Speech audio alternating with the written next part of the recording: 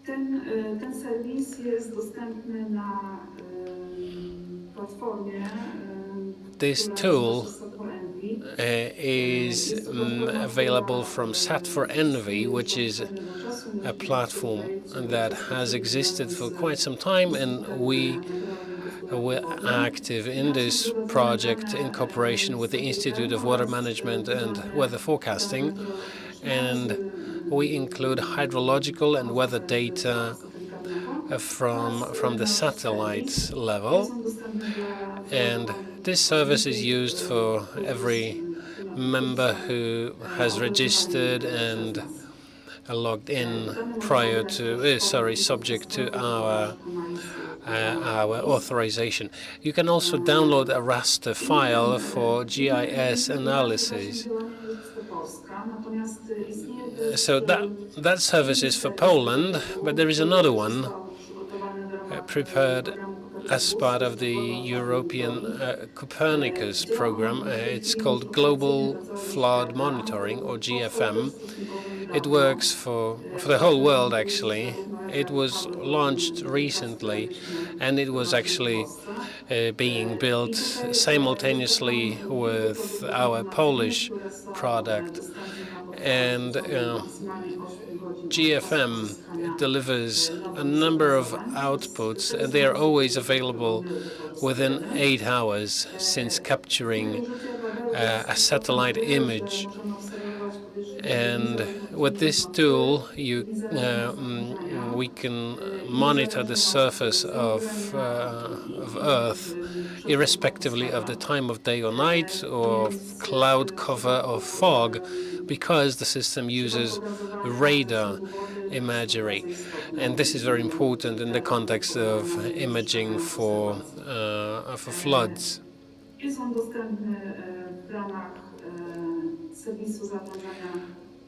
And this tool is available for crisis management services. Here you can see the link where you can download the product, you can download raster files and vectors of the flood layer of your choice. And this is a reference mask that shows permanent water bodies, and here we can see excess water. Specifically, this is the valley of the Odra River near the Bay of Szczecin. And here you can see a combination of the two masks showing permanent water bodies and excess water. Professor Hesse spoke about flash floods. That's a kind of flood that comes and goes immediately. So these are very difficult to capture from a satellite. And here we were very close to capturing a flash flood in southern Poland. And these maps are made on the basis of imagery captured 2 hours before the maximum water level. And if you look at the water level chart from a water gauge, you will note that after the images were taken, the water level in the river rose by another 2 meters. So this shows you how difficult it is to capture images showing flash floods, but it's still worth a try. And here you can see an analysis based on searching for traces of water on imagery. And this was done in southeast Poland, in the Podkarpacie region. The local governments asked us for assistance in applying for funds for recovery. They had a lot of flash floods on many rivers all over the voivodeship. And because of the weather conditions back there and dense cloud covers, there was a shortage of good quality imagery that would show where the floods actually occurred. właśnie prezentuje przykład. So we reviewed photographs, and we noticed that some of the land in river valleys has a different color. It's gray rather than green, and it shows that it denotes the presence of flood water because of different orientation of plants or deposition of sludge. So on that basis, you can actually retrospectively determine the reach of flood water. This is very well visible in this picture. And one more example made by the Polish Cartography Institute, the floods of 2019.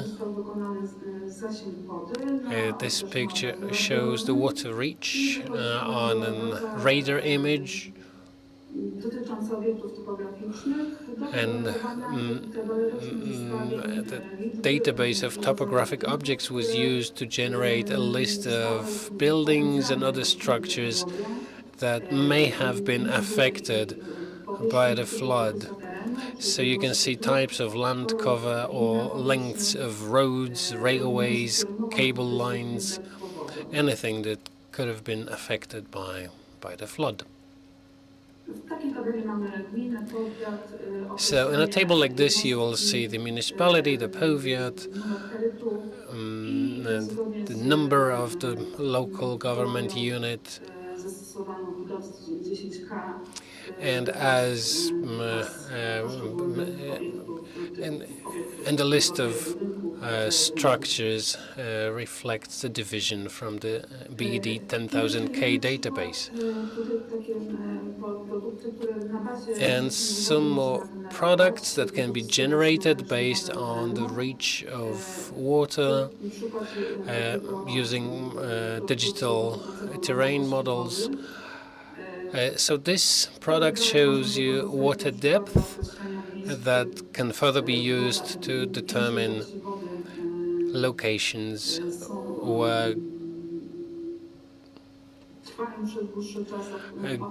a greater quantity of water persists for a longer period of time and potentially has to be pumped out because it will not drain naturally. In the past, we also expect that high definition data suppliers will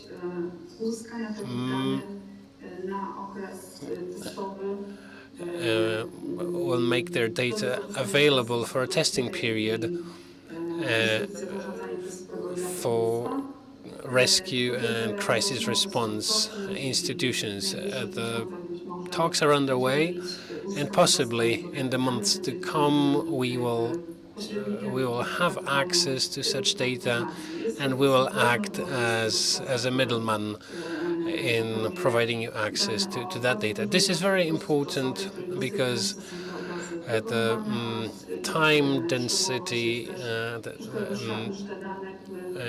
is quite high here, and we can also use open source data with that data as well. Now let's talk about fires. The famous Biebrza National Park. For that national park, we did fire maps. We didn't have much data to rely upon, but to some extent we generated the maps showing the spread of fire. We also had maps showing the extent of smoke generated by that fire. There's also an analysis that was quite useful for the police.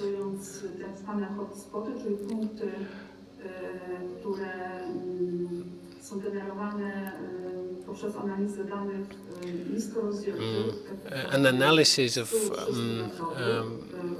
low density data, so in the range of 100 or 300 meters, 1 pixel corresponds to 100 meters. On that basis, you can generate so-called hotspots, and these hotspots are supplied by Copernicus services, and when you analyze the timing of noticing those hotspots, you could identify the origin of the fire, the place where the fire actually began. And the police used that information to search for the perpetrators, the fire starters. And some more examples of cooperation with institutions that gave us data. That's a map prepared by the Polish Army and their Imaging Reconnaissance Center, high-definition optical data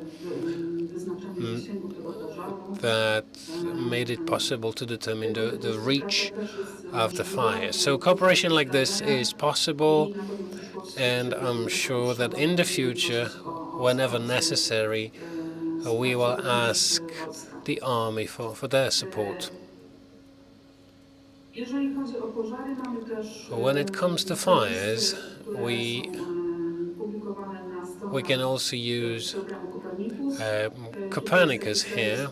Here you can see one of the services, European Forest Fire Information System, or EFFIS. And it allows you to display fire risk maps, or fire hazard maps.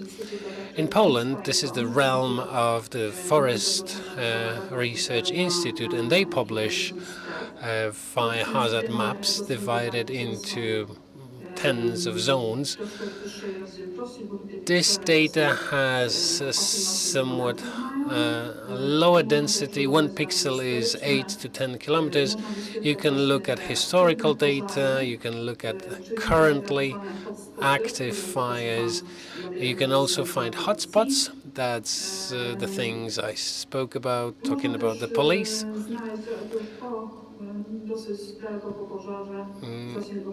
You can also look at the area that was actually burnt, but this data is available a long time after the fire and for a few fires only.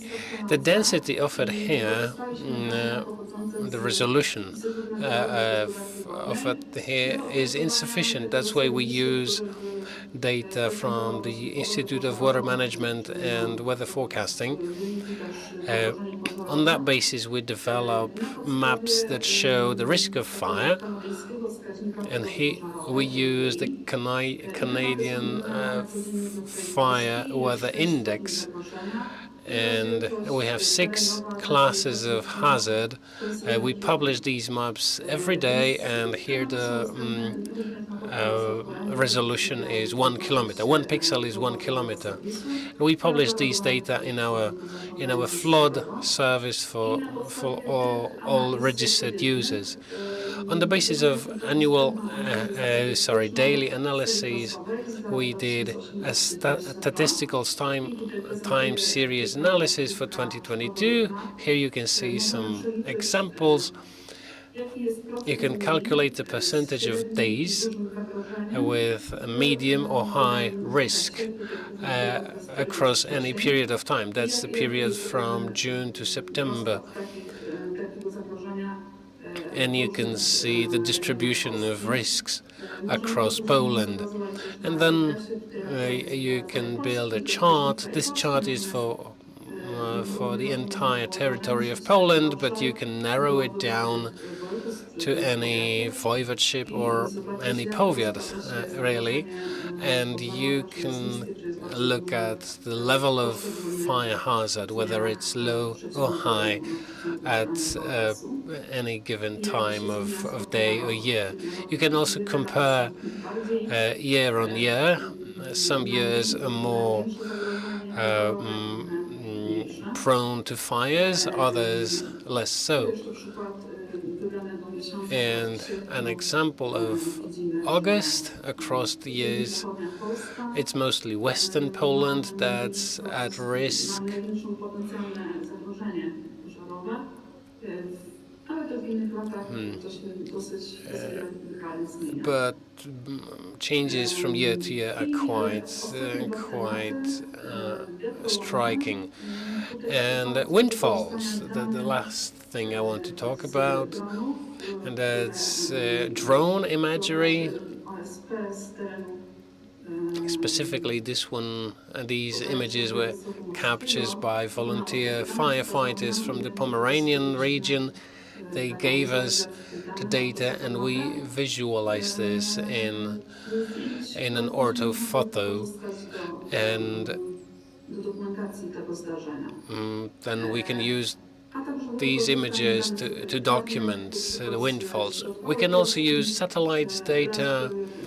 That's an example from central Poland, a forest that was badly hit by strong winds. na kolejnych zobrazowaniach And you can see a sequence of images showing the progress of cleanup works.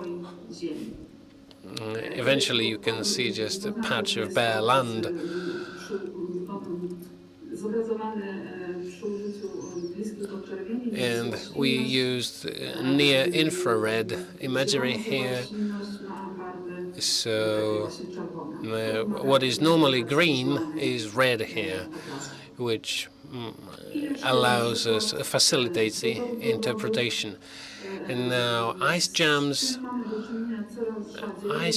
are increasingly rare because of changing climate, but whenever we do have ice jams, then the consequences may be quite serious. That's two examples from 2 years ago. That's the Vistula near Płock. The yellow color shows the ice pack, the ice jam, and the same thing for the lower Odra near Gryfino. So you can see the ice jams quite clearly. So, a handful of conclusions. Where to look for information? Please do visit our website. You can see the URL on the screen. In the website, we publish our reports, and we also have a section that's dedicated to a variety of online data sources. We have some guidebooks and manuals about how to use satellite and GIS data. You can also use published satellite portals, SAT for MV and NSIS, National System for Satellite Information, and there you can find a variety of crisis response data, all collected in one place. And then Copernicus, that's Emergency Management Service, and here you have a so-called quick browsing, maps made on demand. Poland has used that option on a few occasions.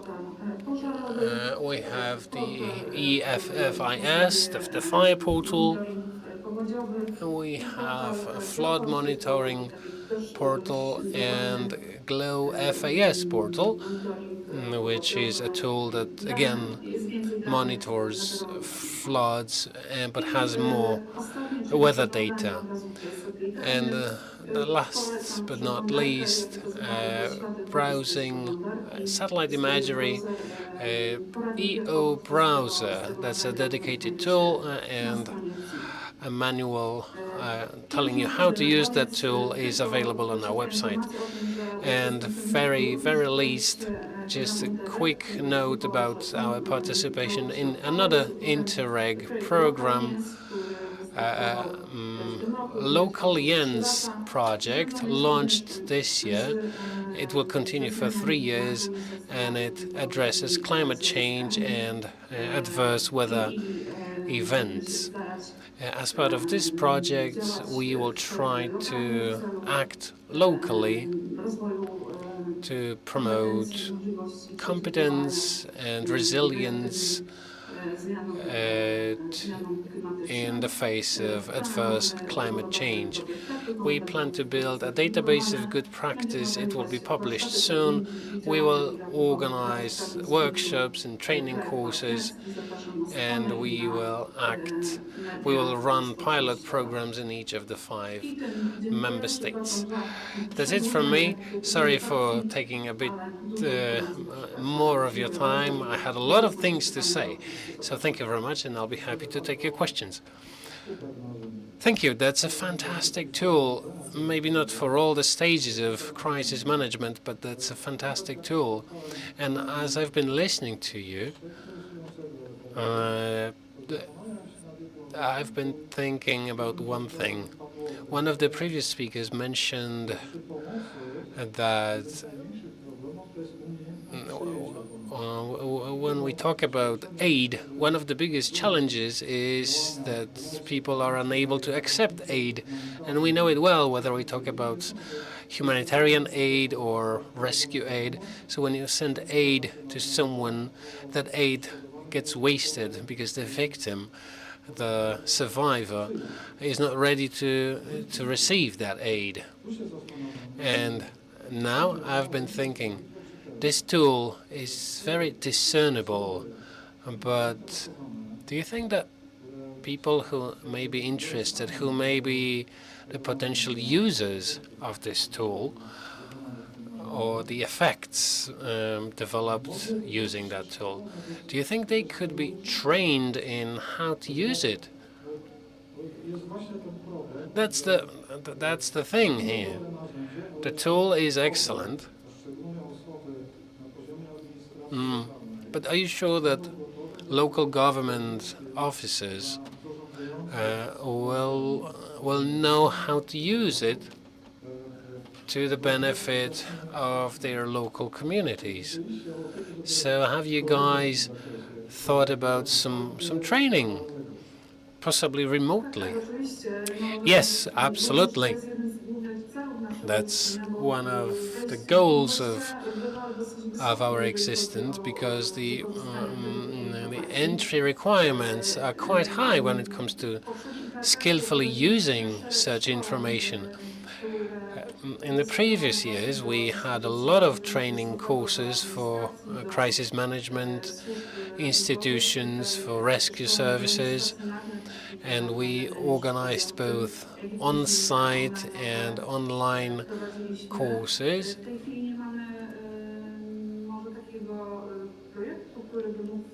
Currently, we're not doing any project that would consist of such training courses, but if necessary, we can surely come up with a small training module. Great. And will you be with us during the Q&A? Yes, I will stay with you. So I will take the liberty not to ask the audience for questions, but during the Q&A at the end, the speaker will be with us. And we've been monitoring the progress of this tool for quite some time. Last year, we were hopeful that it will become operational. Now we can say it has become operational. So all we need is to get trained in how to use it.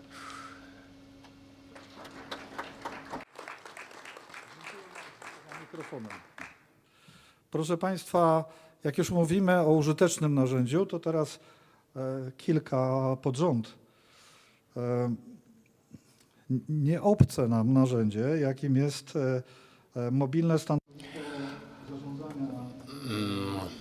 Okay, now let's talk about a mobile management post. An example developed in Ożarów Mazowiecki. So that's a dedicated vehicle, and its capabilities will be presented by Dariusz Strachlewski, the head of the Volunteer Fire Brigade in Ożarów Mazowiecki. Do we have him online? Jesteśmy, tak? Dobra, dzięki. Słychać mnie? Okej. Witam Państwa serdecznie. All right, my name is Dariusz Stachlewski, and I am the commander of the Volunteer Fire Brigade at Ożarów Mazowiecki. I've been one for the past 2 years, but I worked for State's Fire Service before as well.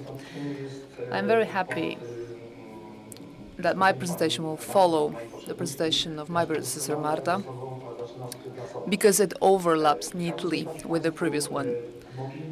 I would like to present you a mobile, universal vehicle,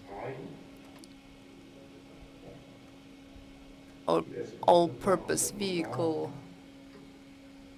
Let me just...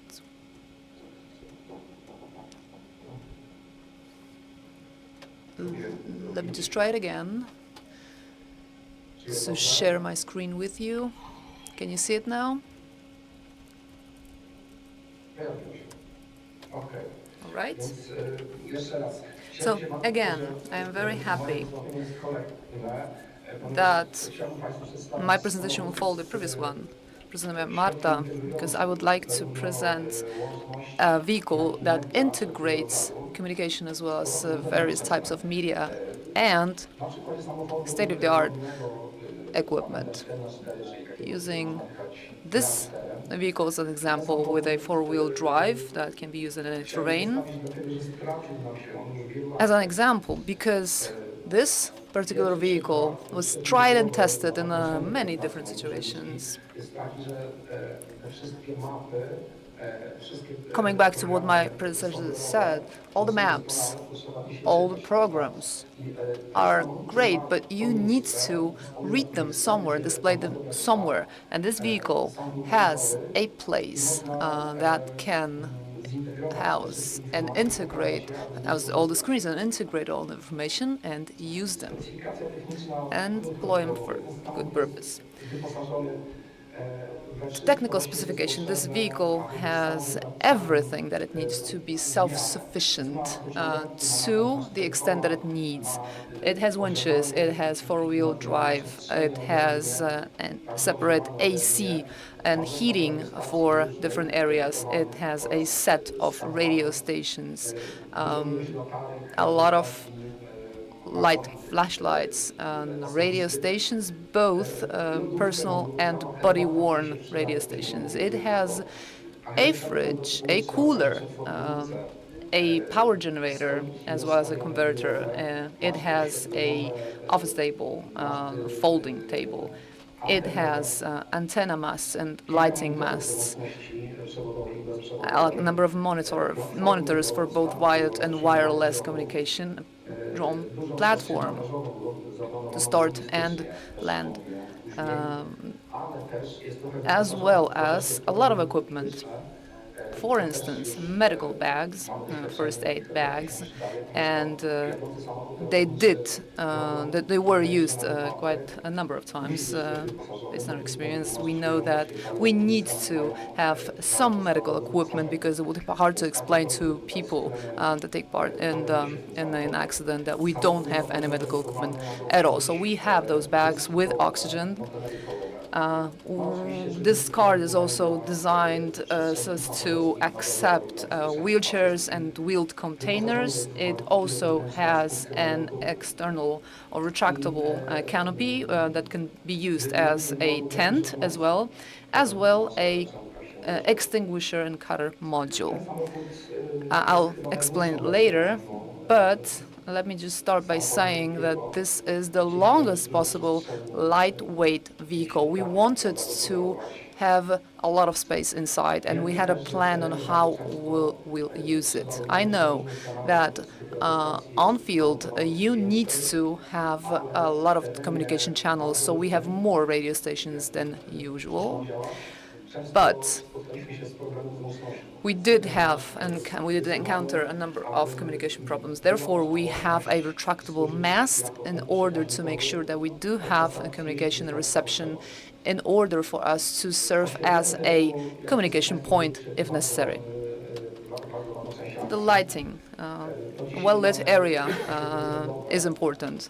Right now we use LED systems, LED lights, both fixed and retractable, and we can use it to a small football pitch. So you can imagine what kind of area we're talking about. A retractable canopy along the entire length of the vehicle. It was known before, but wasn't used that much in Poland.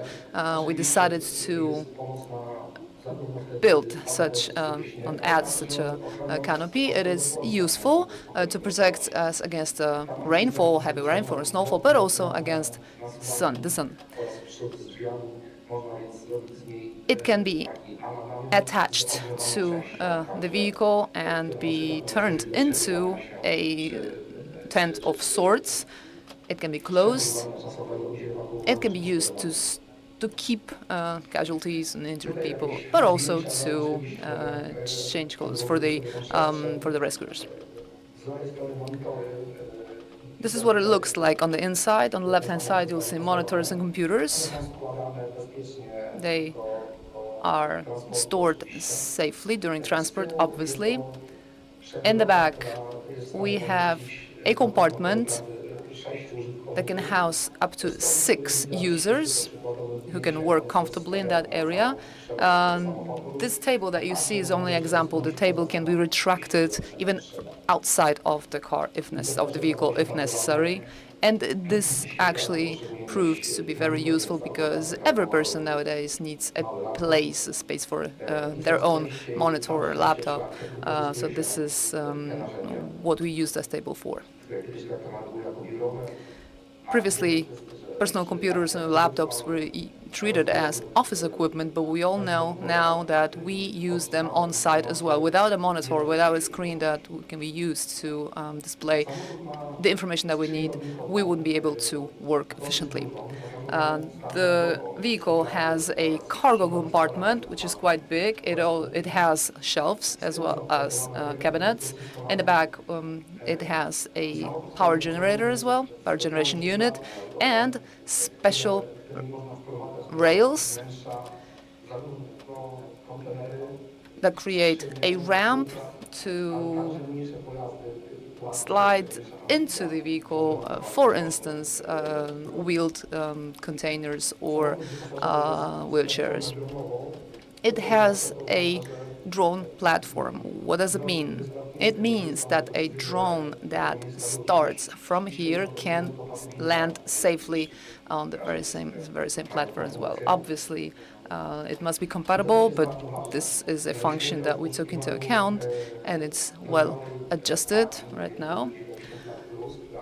We used those drones to locate a lady, an elderly lady, age 90 or even more, who went mushroom picking, and the family noticed only after a couple of hours that she was missing. And we had a drone, and we used it to locate that lady.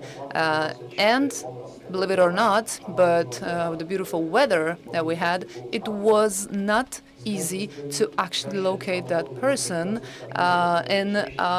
outside. So the possibility to use the car, to go inside the car and look at a screen on the inside was very useful.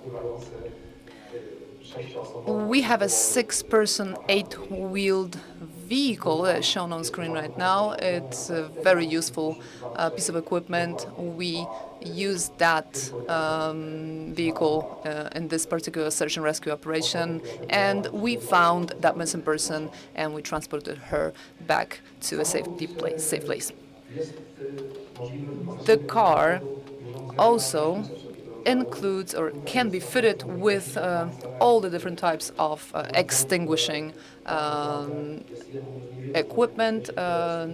This one shown on screen is one of the very few pieces of equipment used around the world that can, for instance, deactivate lithium-ion batteries in order to extinguish electric vehicles that are on fire. It is also used to apply mist safely to powered equipment, high voltage equipment up to 265 kilovolts. It is also used to extinguish fires of PV units, which oftentimes proves to be a problem not only in Poland but all around the world as well. Potential reconfiguration options will be shown in the film. I hope that you can see it and hear it.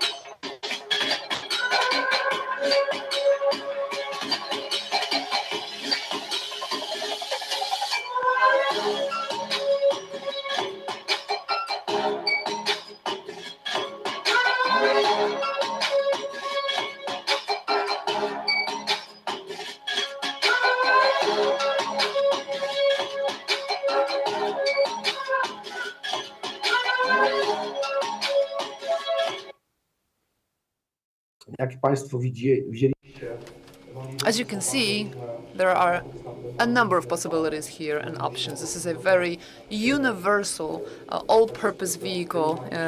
You can direct the seats in all the different directions, and we can recreate, or actually change the space in order to make it bigger. An example of an operation that we had a month ago in a residential area, we evacuated several dozen families with children and animals. The car, as I said, the vehicle, as I said, has an optional tent as well. We take it when necessary and use it when necessary. It was a period that was pretty cold already, so people were evacuated from their homes. They did not have proper clothing on, so a heated tent as well as hot tea and coffee were very much appreciated. But also there was a location that was used by the specialists from the gas services who came over to help us eliminate that problem. This is a very universal all-purpose vehicle, as I said before. As a summary, we would like those cars to have a four-wheel drive in order to be used in any terrain or, for instance, after heavier snowfall. Two-wheel drives are definitely a less preferred idea when we have to have a on-field operation. So when and where can it be used? All long-term, long-range operations, construction disasters, flooding, local flooding, large-scale flooding, windfalls, patrolling of flood walls, embankments, patrolling water bodies in order to identify illegal discharge of effluents. In the western part of Poland, we received information that they used a drone to locate yet another company that was discharging effluents into the river Odra. So it is a proof that it is worthwhile and it offers a return on investment. We have been taking part in the EU program, assistance program, where we tested the usability and deployment of drones and robots, and our experience shows that in addition to regular tablets that our operators usually use, we need a larger screens and a quieter space located at a little bit of a distance from the search and rescue operation or an emergency operation in order to have a quiet moment in order to prepare and communicate the necessary information. The mobile platform and interaction or integration with robots. It is also important. Difficult weather conditions is something that we need to remember about as well. Extinguishing of electric vehicles and PV installations. This is something that we emphasized and have emphasized time and again, because we need to have a smaller type of an equipment in order to extinguish an electric vehicle. It doesn't take much time in order to extinguish an EV. And obviously protection of mass-scale events of any types. For that purpose, this vehicle can also be used. So that would be it. If you have any questions, I'll be very happy to answer them later. There are no questions at that point on the presentation itself, and if not, then I'd like to thank you very much for your attention. Thank you very much for the presentation. It was a great example of a very universal all-purpose solution, and it's relatively easy to copy and reproduce in other locations. And I do believe that we should treat it as an example of a good practice. Will you be joining us? Can you join us later on during the summary of the conference and a final Q&A session at the end? I don't think that Dariusz can hear us actually anymore, so it is no mystery that an effective communication is one of the essential elements of an effective operation and also an effective management of various types of crises.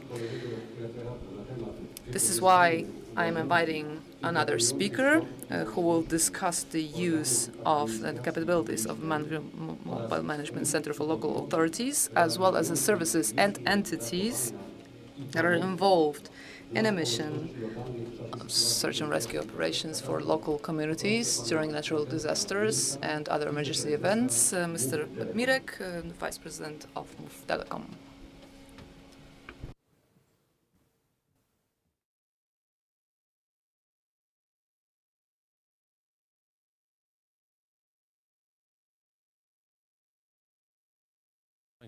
Dzień dobry Państwu.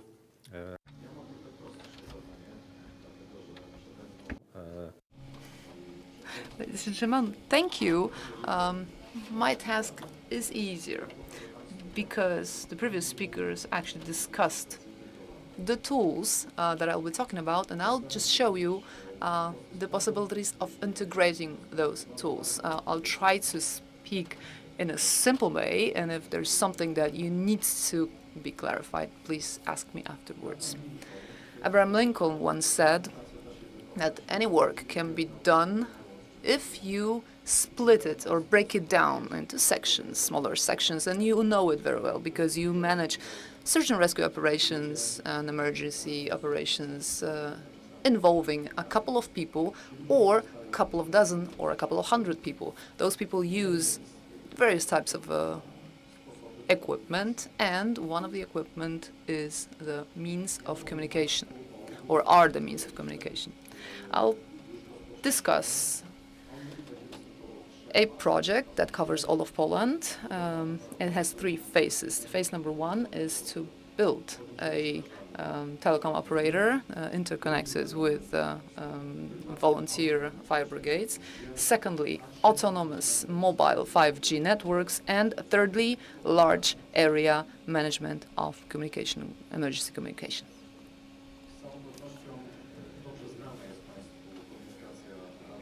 Radio communication is something that you surely know. For instance, using shortwave radio communication. You know the pros and cons of those technologies. The pros of those technologies is the fact that it's quite simple and fairly reliable, but it also has disadvantages. For instance, limited range, as well as the capacity of such networks. You cannot use it to transfer large packages of data. 5G communication also has its pros and cons. One of the cons of that communication is the range, which is quite limited as well to the transmitter.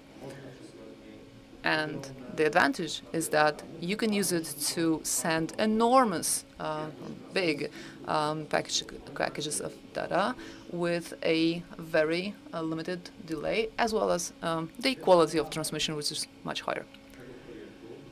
The first stage of that project is to integrate two telecoms operators in a or under a single SIM card. You all know when you operate on field that mobile phones sometimes lose the connection. And it sometimes happens that one of the rescuers or one of the people who are taking part in the operation has a phone working under a different network. So we have managed to integrate two operators already, Orange and T-Mobile, and we plan to integrate all four of them, which will make us rest assured that if there's any operator that has a range covering a certain area, then we will be able to use all the operators' equipment. So whenever one operator will lose the coverage, then the other operator will take over.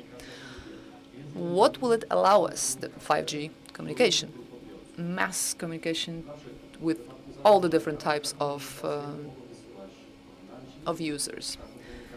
If there's any threat, the chief commanders can communicate information, or the municipality can do that, or the crisis management centers. So we can define the different groups of people who will receive certain information, communication, based on presets, which can be used in a crisis situation, emergency situation. We can decide on spot, kind of on the go.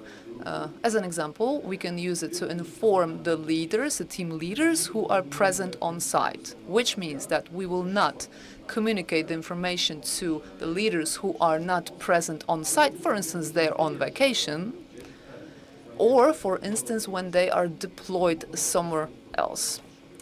They can be also informed if necessary. Another element of this system, I believe that you all know what IoT is. The sensors that can be located all over the place. We're talking about very simple sensors, such as the smoke and carbon monoxide sensors, for instance, that we use in our homes, but also more sophisticated sensors, or even flooding sensors used in the case of certain emergencies and disasters that are not related to fires.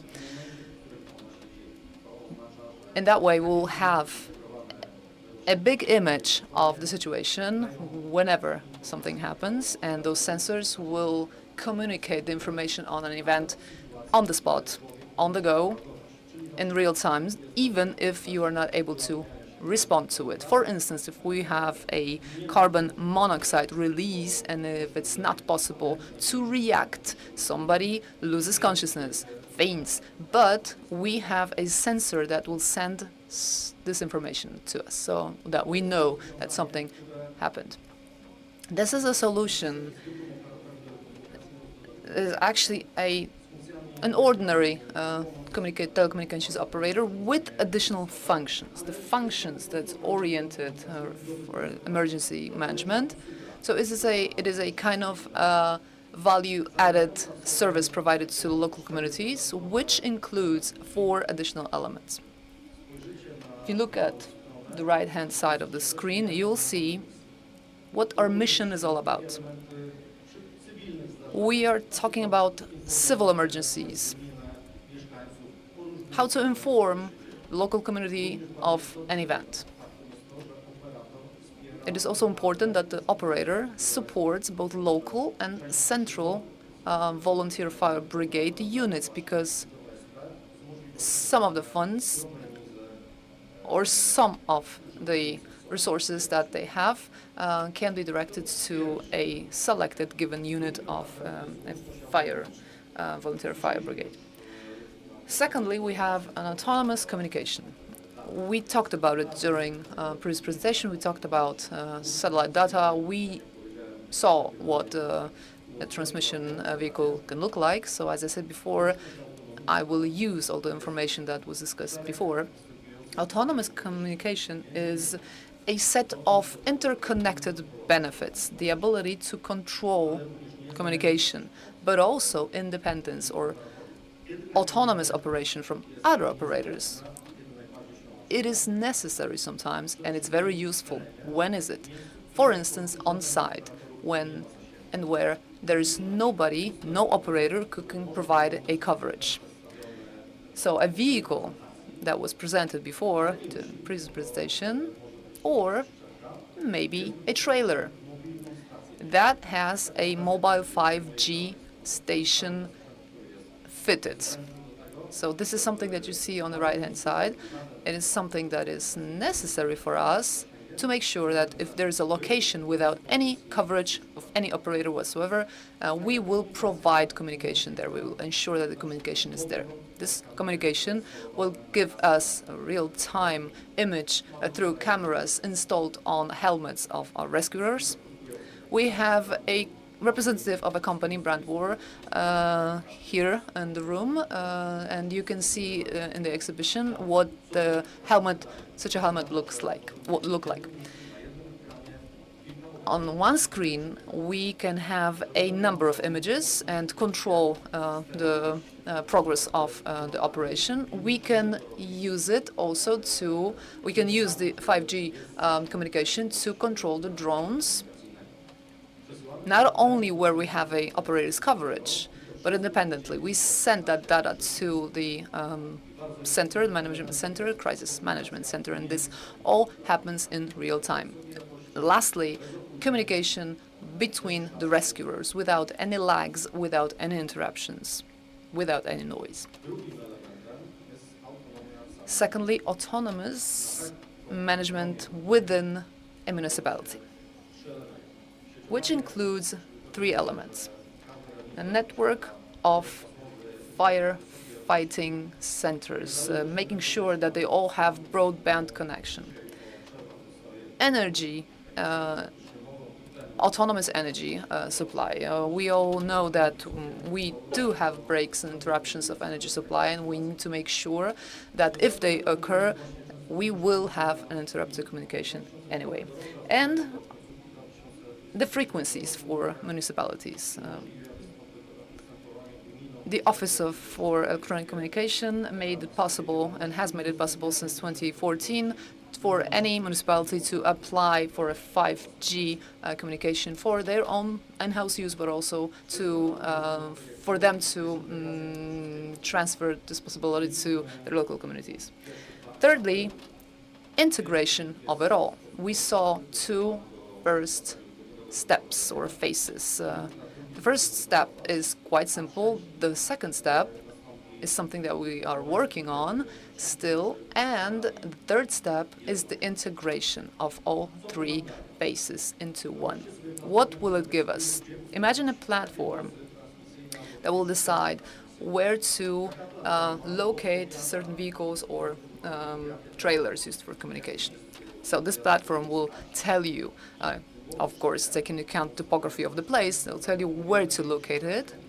And in that way, we will have a wider coverage for large-scale disaster events than we would if we had separate units. This platform will also give you access to satellite images in real time. We have designated equipment. We have designated leaders, team leaders, with GPS equipment. And in real time, we can see them and we can see what they're doing. We can react in real time, and also we can use artificial intelligence for that purpose. You all know that artificial intelligence grows and develops very fast, and it's putting on strength. Those solutions can be also used to our benefit so as to make sure that what we do more effectively. I'm sure you're thinking about the financing of such a large-scale project that covers all of Poland. First of all, it's self-financing, so to speak, because for that purpose we use the subscription fees paid by the users of the operator's network. So the margin, the profit margin, is used or transferred by the operators and injected into the mission that we all have instead of it being transferred abroad. So that's the first source of financing. Secondly, it will be partially financed with those funds or using those funds when the system is already in operation. So we will use the EU, the national and the municipal funds or municipality funds, and we will then build an integrated platform which will be fully financed with EU funds. The project I have just presented was neatly summarized by somebody. Disasters can be global, but their effects are local. This is a global project covering all of Poland, but it has a lot of local benefits. Right now, I'm actually ready to answer your questions when the time for the question comes. So thank you very much for the time being. Thank you for the presentation.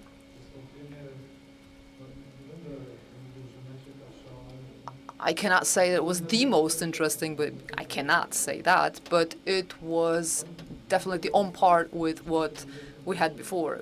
What we talk about is the 21st century, a tool that can be used, deployed to our benefit right now, here and now. Before, our previous speaker showed us a state-of-the-art vehicle. So if we combine it with the communication that you talked about, and maybe some other elements that we will discuss later on today, it is the great future ahead of us. But I'm old, and I'm looking back a lot.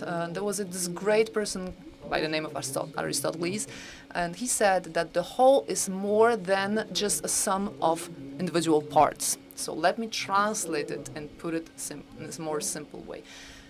We have 4 elements: a plank, a piece of wood, and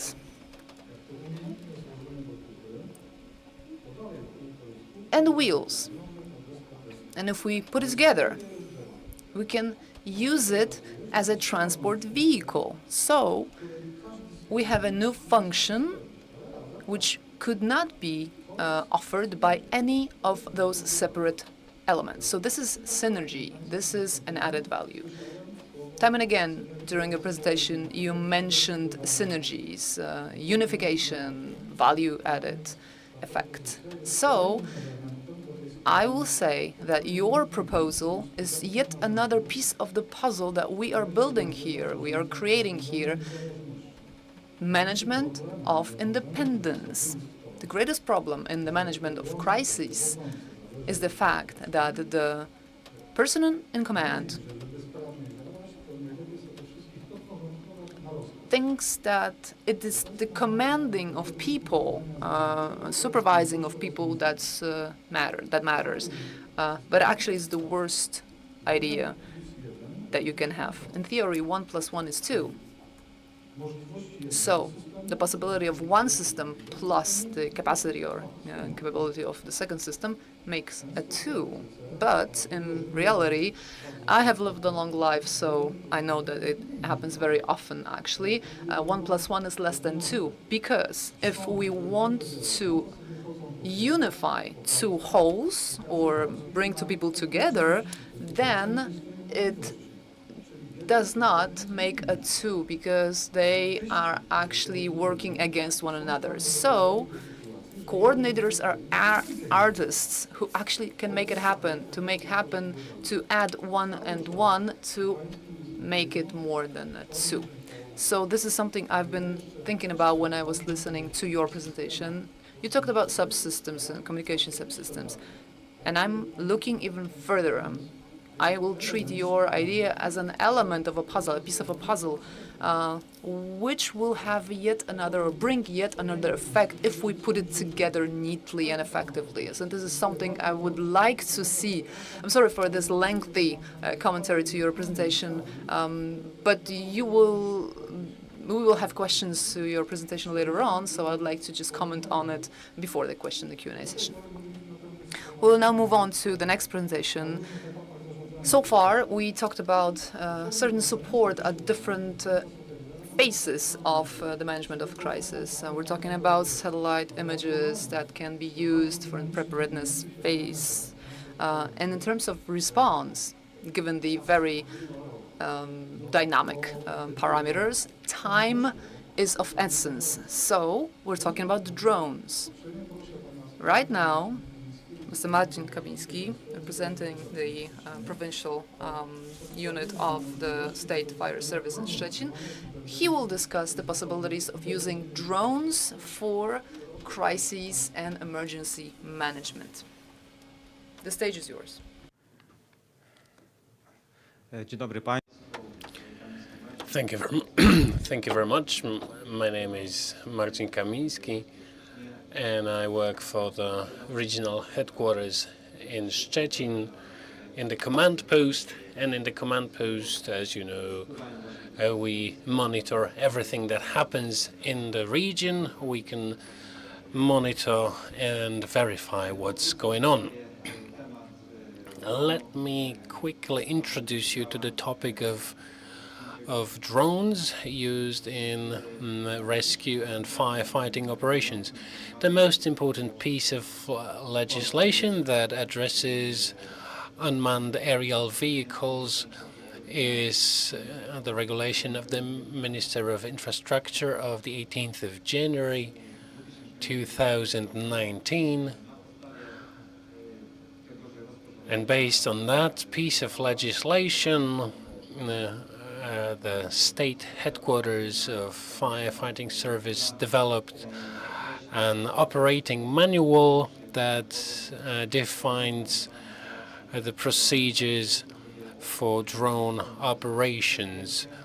The ultimate goal is to ensure the safety of these operations, and on top of that, we have a checklist of do's and don'ts before and after the operation. Risk factors are defined as well, and emergency procedures are defined, so we know what to follow, what to do when we lose control of our drone or when we crash with another flying object. What are the technical requirements of unmanned aerial vehicles? First of all, flight time without changing the battery is from 20 to 60 minutes. Resistance to wind with a velocity of up to 10 meters per second. Ability to work during to operate during rain and in dusty conditions. Also, drones must be fitted with thermovision and proximity sensors.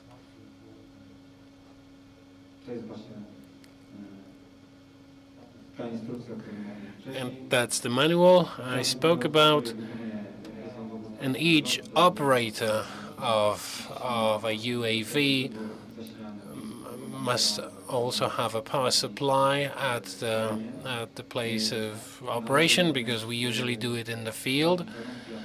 We should also check the weather in a given area and look for artificial or natural aerial obstacles. We should also monitor the KP factor that defines the strength of solar flashes. If the factor is above 4, drones cannot be flown because they can get out of control and ultimately get lost. Now, coming back to our post, in my capability, I am authorized to define 2 zones. One of them is called the R zone, the other one is NAR zone. What does that mean? When we operate a drone, we have to take into account other drones that may interfere with our operations. So operators can apply to us for defining an R zone. R means restricted. So this is a zone where you cannot fly without the permission.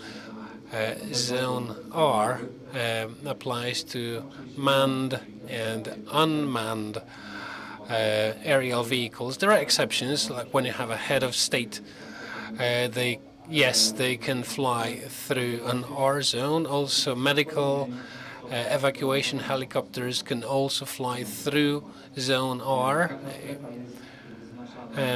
And zone R is determined for a period of up to 3 months, and the zone is managed by the state fire service. Another zone is called DRAR. That's a geographical zone, and it only applies to manned aerial vehicles, and it's set up on an ad hoc basis. So when you apply, and then it continues for 7 days.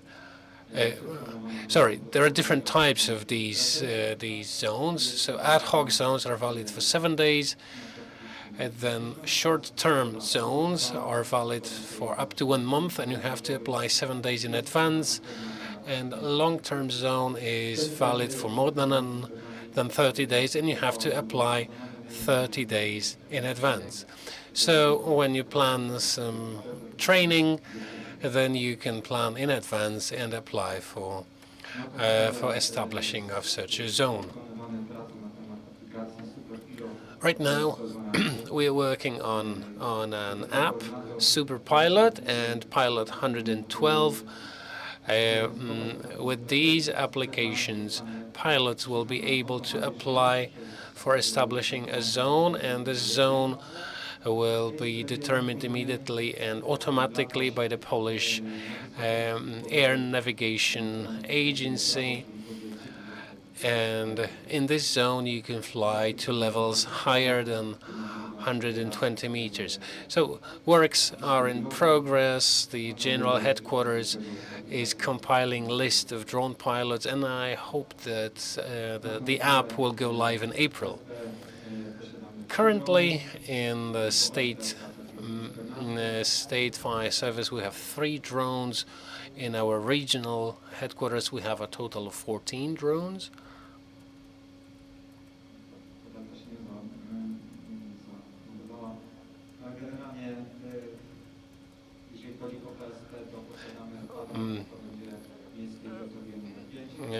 In Szczecin, we have 2 drones in the city headquarters. One of them is DJI Matrix 210. That's one of the heaviest drones, 6 kilograms of pre-flight weight.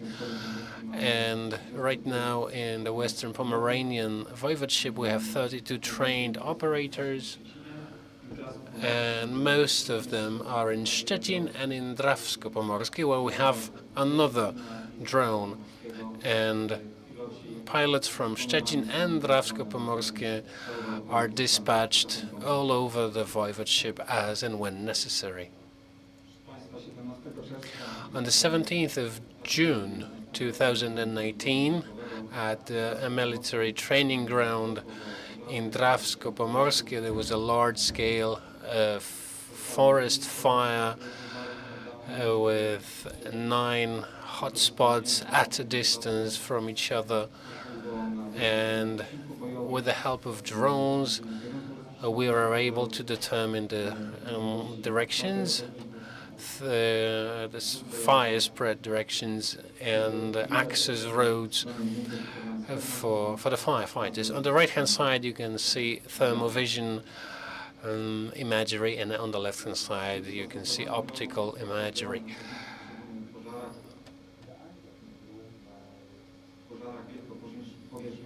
The use of drones in forest fires, in places with difficult access, such as peat bogs or natural parks, or industrial plants, or other places where there are many different hotspots, drones are always helpful.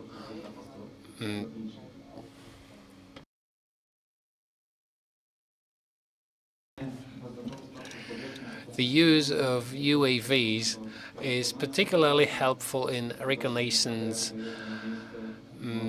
when an operator can quickly take a look at the area from a bird's eye perspective. In this way, they will be able to find out access roads, water intakes. They can divide the area into operating zones. They can monitor the efficiency of firefighting operations. They will also be able to determine the directions in which the fire is spreading, and they will be able to send an online broadcast of the video image to the command post. On the 6th of November in 2020, near the village of Świętoborze in the powiat of Łobez, the embankment of a fish pond broke, and this affected the road that runs nearby.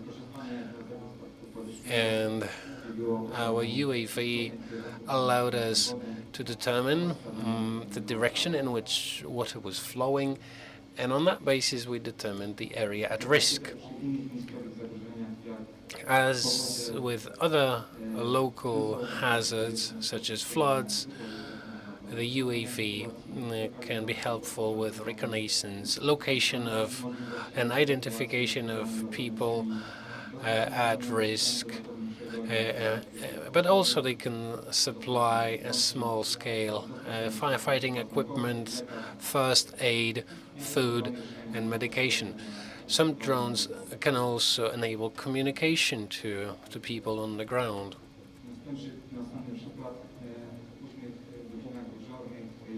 Another example, late at night on one day in one of the towns in our region, a person went missing. There was a risk of a suicidal attempt. The rescue operation took place at night, and many professional and volunteer firefighters, as well as police officers, were involved. On the right-hand side, you can see thermovision. The rescue team is searching the ground, and on the left-hand side, you can see the actual photograph. And after 4 hours from the start of the operation, the drone identified the missing person. On the left-hand side, in the left bottom corner, you can see the dead body, actually. And you will note that the body temperature of the dead person was much lower than the temperature of the firefighters. That's another picture of the dead body identified using a thermal vision camera. Another example, training in Subcarpathian region. That's training late at night. On the left, you can see a photograph. On the right-hand side, you can see the place where the body of a drowned person is. You can see a streak of water left by the body. Quite often we do aerial operation at the request of the police. The police need a report for the statistics, and these colorful lines show you the path of flight of the drone, and we use those flights when we search for someone who went missing. In this picture, you can see fire in a building. That's again thermovision camera that shows us where to attack the fire, to use our water resources smartly, because sometimes these resources are quite limited. Also, these images show us if there are any people that need evacuation. The previous speakers also spoke about orthophotos, and that's one of those photos. The one in the middle shows you a fire of individual trees. That's the red dots. And some conclusions. Drones can offer online streaming of video imagery. On that basis, the headquarters, the command post, can act and take decisions and act. Drones can access areas where there is a risk to humans, and I hope that we will have more and more of these in our region. For instance, we could use some drones that would help us deliver first aid kits or bottles of water or some minor equipment to firefighters on the ground. And this video was shot 2 years ago at one of the rock festivals in Poland.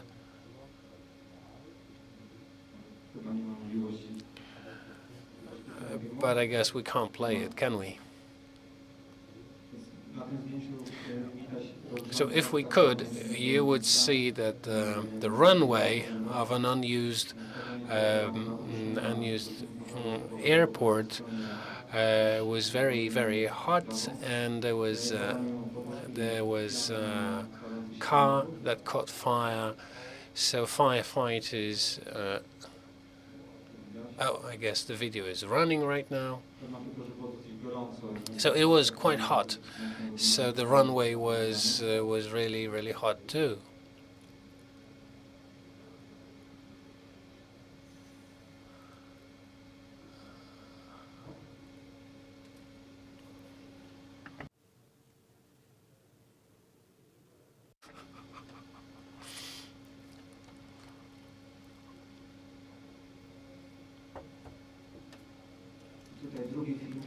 And another video, the same drone, but a thermovision camera. The bright area, the brighter the color, the lower the temperature. So you can see the pockets of foam. You can see it quite clearly. The color is much different than the color of the runway. And up in the picture you can see a field of a picnic field of tents. So this shows you yet another application of thermovision. Can we play that video?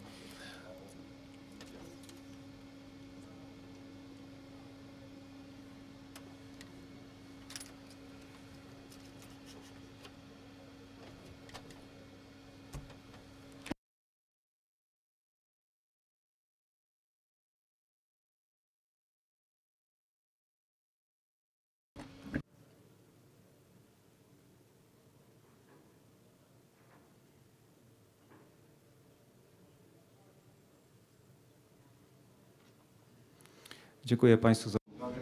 Thank you very much for your attention.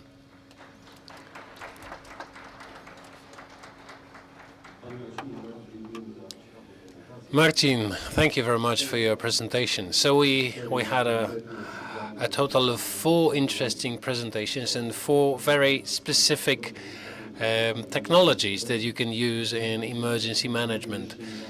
And until recently, these technologies were still in the development stage, and today they are actually used out there to improve our collective security. This was the last presentation in this session. Shortly, I will invite you to lunch. We will have 2 rounds of lunch. On your badges, you can see which round you're in, so you can be round 1 or round 2. So people from round 1, please go and have lunch right now, and people from round 2, you need to wait, but you can use that time wisely, watch the exhibition, and then we're going to swap. If we have any speakers here, please approach me for a second, and for now, thank you and enjoy your lunch.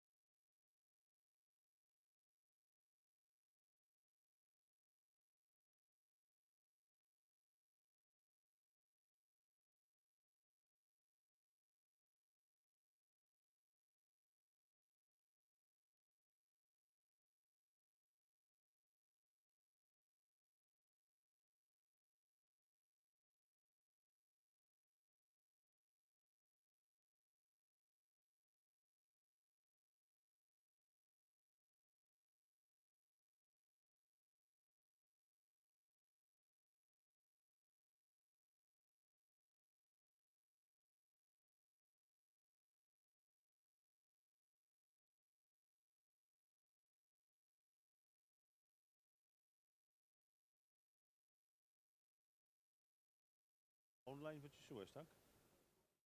Nie wchodzi ten dźwięk, nie wchodzimy na emisję. No właśnie.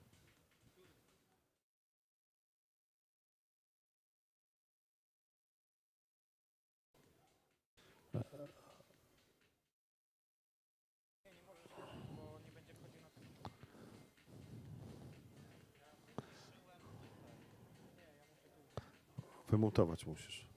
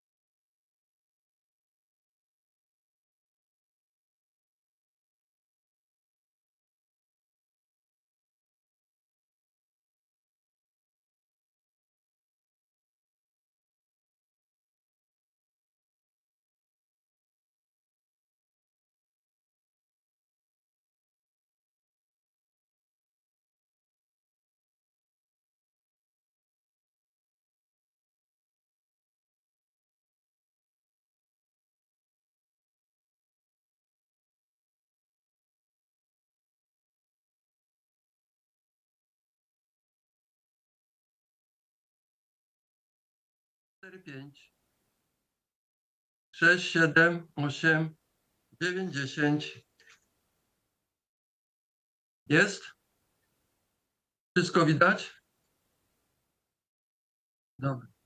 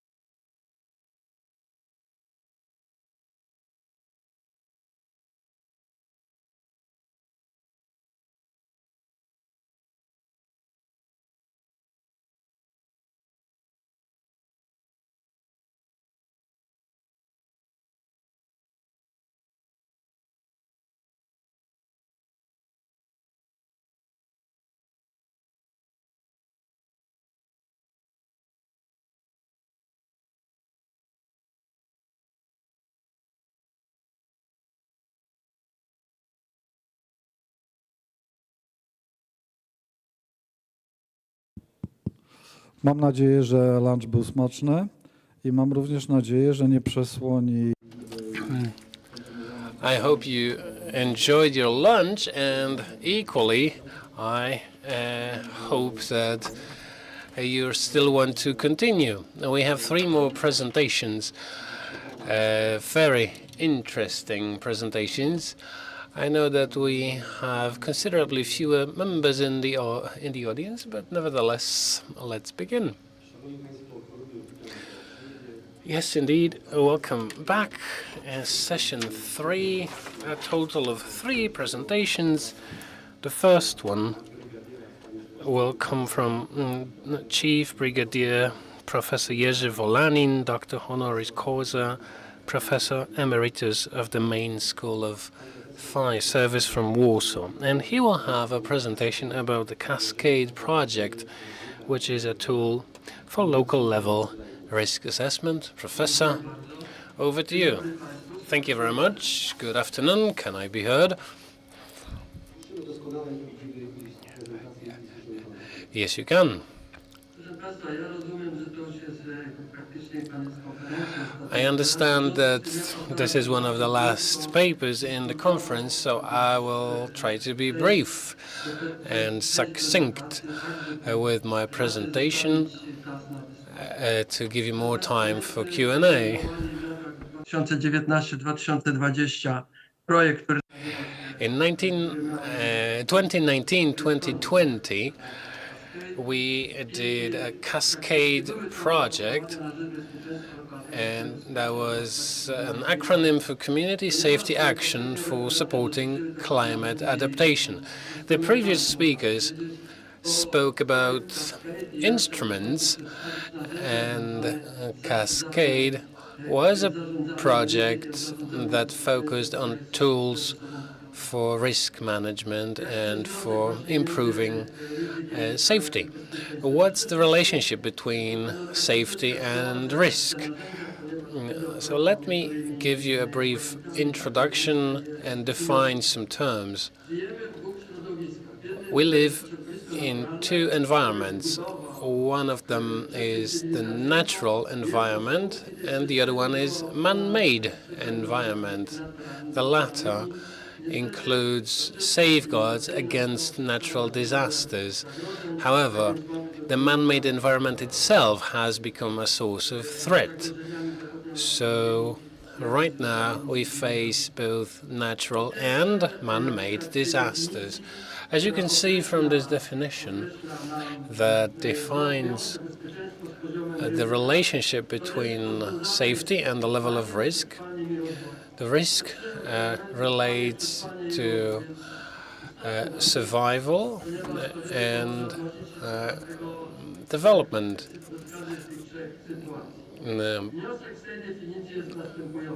Survival, existence, and development. And risk affects all 3 of those.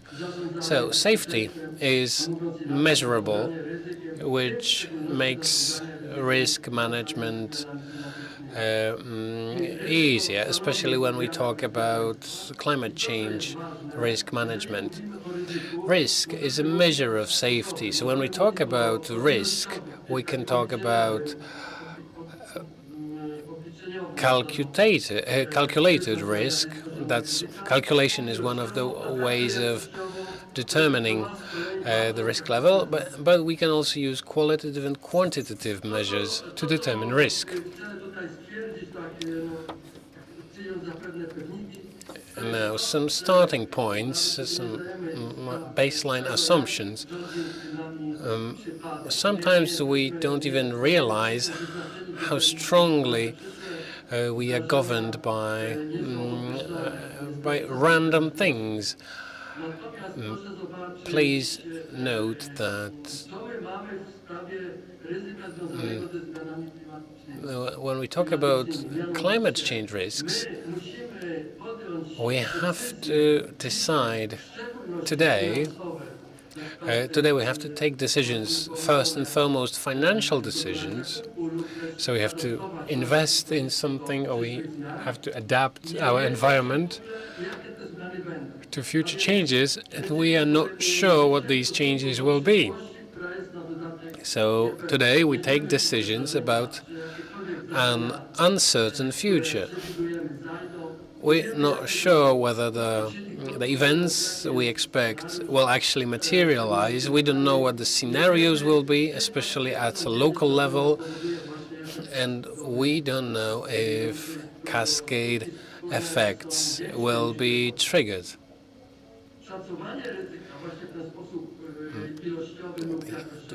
Qualitative and quantitative risk assessment allows us to rationalize our decisions. So the question is simple. How much money are we ready to spend on things we are not certain of? So I will try to give you some hints about how to solve this puzzle. Each of the speakers has mentioned risk, so let's try to define it. It's a combination of likelihood and the impact of some adverse events that cause damage. So we're talking about likelihood rather than certainty. So the event itself is not certain, and its consequences, its impact, is not certain either.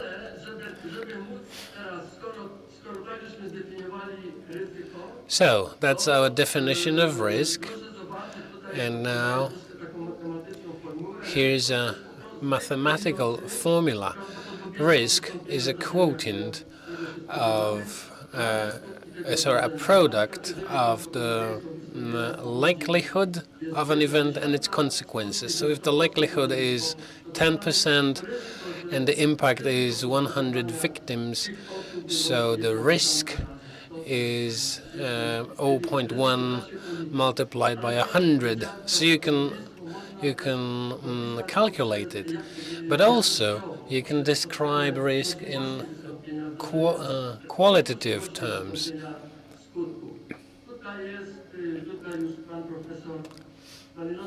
Professor Malinowski spoke about frequency.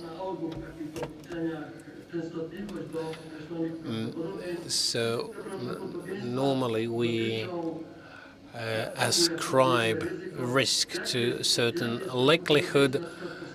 So what is the likelihood of rain-induced flood? Let's say 10%. So you would say it's next year. Well, normally you calculate likelihood in intervals of 1 year, but when you have obligatory risk assessment, you can rerun a risk assessment every 2 or every 3 years. And quite importantly, there are always two components to risk. So the likelihood and the impact. So when you talk about risks, you always need to define the event and its impact. You can illustrate risk using the classical matrix. The horizontal line shows the gravity of risk. A means very low risk, E means extremely high, and the vertical column means the probability, very frequent or very infrequent. And in this way you can determine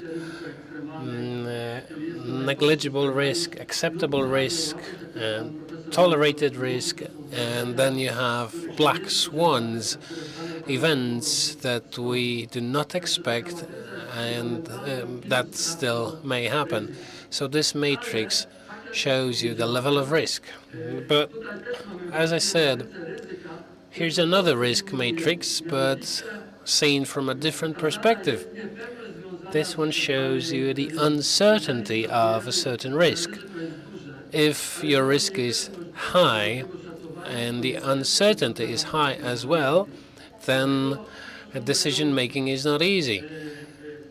This is why crisis managers and governments in charge of safety, when they hear that the risk is high, medium, or low, then they should also ask about the level of uncertainty. The greater the uncertainty, the more difficult the decision. And this is a mathematical or engineering approach to risk. But it turns out that this definition is incomplete because we also need to include the affected persons, the local community that has their own perception of risks. So each individual or each group has their own criteria of risk assessment, which is also an element of the risk itself. So here we introduce the notion of domain. And domain may be individual, that's individual domain of safety, which means that every individual has their own notion of risk. Experts may believe that the risk is high, and lay people will consider the same risk to be low. A drunk driver does not perceive any risks of drunk driving. The same is true about micro-social domain or local domain, regional domain. You have groups of interest and their own domains. So groups that will be defending a given sector, such as tourism. The local domain, this is where safety is perceived by the local community. And here we step into a territory where the safety authorities stumble upon certain phenomenon, namely the local community may have a completely different understanding of the risk than the people who are in charge of managing it. So then we have regional and national domain, finally the global domain. I will not talk about that one. So in this context, we need to redefine risk. Risk is the engineering risk multiplied by social unrest. And that's because of the mismatch between the experts' perception and the perception of ordinary people or the community of ordinary people. That's known as social distortion, maybe, rather than unrest. Now, let's move on to climate risks. This chart will help you realize where we are. So we have climatic stresses, that's weather events. We have the scenarios that Professor Malinowski spoke about, so growing temperature and global warming. And also, we know that the climate is changing, but we don't know how exactly it's going to change. Professor Malinowski says we are approaching 1.5 degrees, but will it stop there or will it go on? So we have a scenario that is uncertain. And here, between the perception of risks and the scenarios that are built locally, and they are built locally because, as you've heard from one of the speakers, the changes may be global, but the impacts are local. So we have global weather change scenarios, but we also have local scenarios, and those who assess risks must determine the consequences of each weather scenario. To do that, they must determine those scenarios and understand the impact of stresses on local security. And there's another area of uncertainty. We have scenarios that are uncertain. We have events that are uncertain. We don't know if there's going to be a storm or a drought or rainfall or a heat wave. Briefly speaking, with these scenarios and the uncertainty, we need to assess the risk. And generally, we do it qualitatively. So when we have assessed our risk, we build a hierarchy, and then we can respond and we can prepare for a recovery.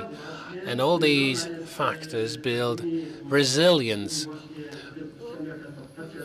which is measured in terms of adaptation and response and recovery. And we never know whether resilience is sufficient. So the problem boils down to reducing the capital expenses necessary to mitigate the risks. Now, a bow tie method. On the left-hand side, we have a tree of errors. Then we have a critical event and possible cascade effects. Building these models is quite important because they show you the pathways along which the risk spreads. The red line shows you the pathway of risks and hazards because no barriers were built. And the barriers are never 100% certain, but they reduce the spread of a risk. Here's another tool. It may seem complicated, but indeed it's quite simple.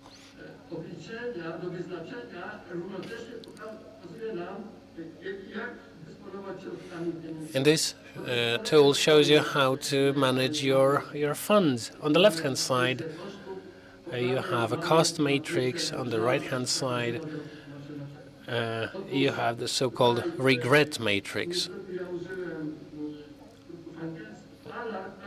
And here you have some acronyms.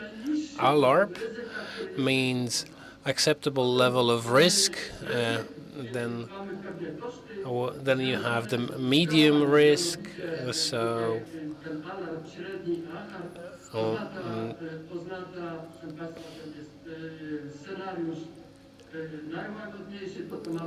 first we have the most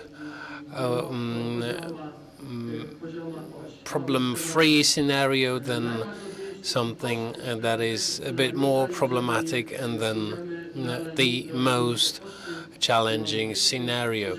So the greater the expenses, the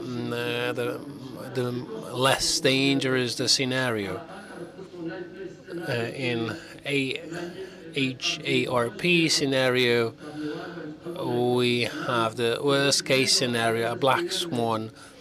And when we invest in that scenario, then the cost will be 21. And then you have the medium scenario, so the second column.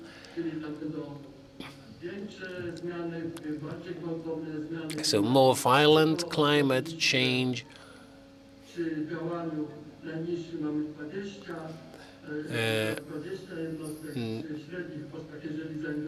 So when we invest more, then the impact is 21, and in the most adverse scenario, you have a cost level at 24, and in the last column it's 39, 38, or 37. So that's the cost for you. So each scenario is coupled with costs, and in this way you arrive at a cost matrix. And now you subtract the smallest vertical number from the whole column. So in the first column you have 0, 3, and 11. In the other one you have 0, 1, and 4. And in the third scenario, the smallest is 37 minus 38. That's your regret matrix. And the regret matrix tells us that if we have the lowest expenses, then we arrive at the level of 2. So if we do the smallest number of projects, then we arrive at 2. If we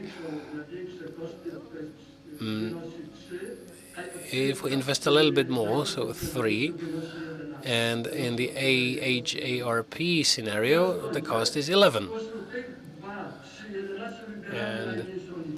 And now we pick the lowest number of these. And the conclusion is as follows. It means that if you invest in either of the scenarios as shown in the matrix,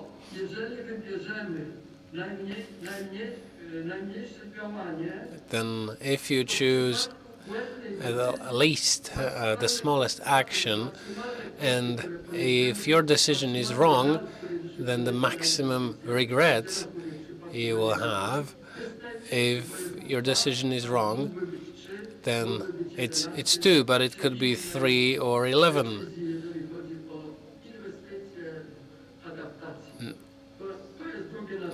So that's another tool, and that's elements from the theory of games.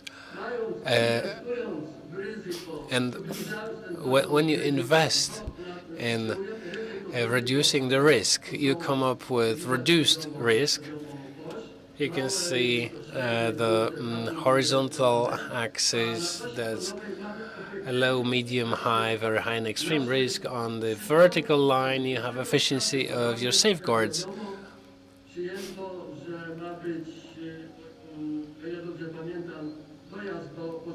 For instance, the response time of a fire service should be 15 minutes, and it turns out that 75% of missions actually complete in 15 minutes, so your efficiency is 75%. You compare this against your reduced risk, assuming that an investment was there, and you come up with a resilience matrix.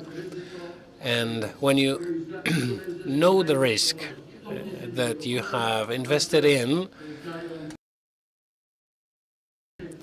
and if you know the efficiency of rescue services, ambulances, firefighters, and other parameters, then you can calculate this. Now, the next 3 slides define the steps that you take in crisis management. Let me just list them. First, you choose the people for your emergency response team, and representatives of all stakeholders must be represented, including the local community, because of the social mismatch. Then we build the context. We create a team of experts, and then we identify the risks. We build scenarios.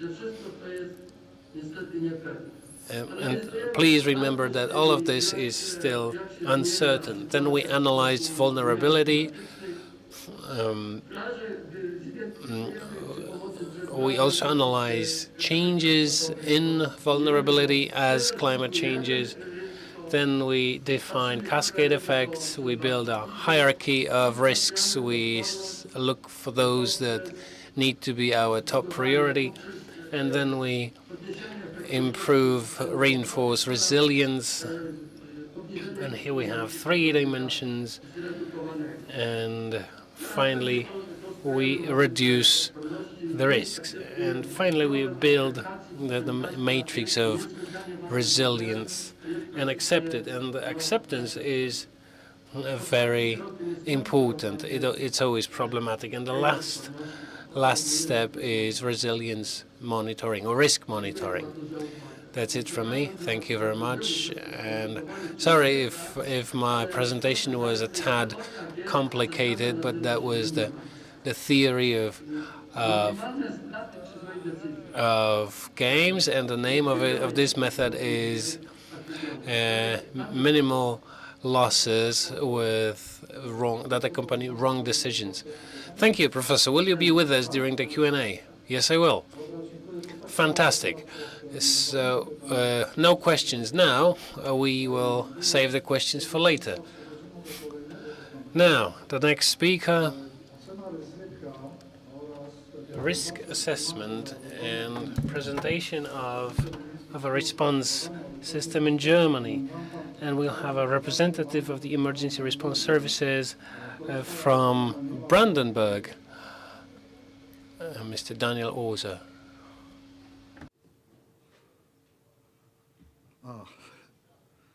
Cordial welcome. The floor is yours.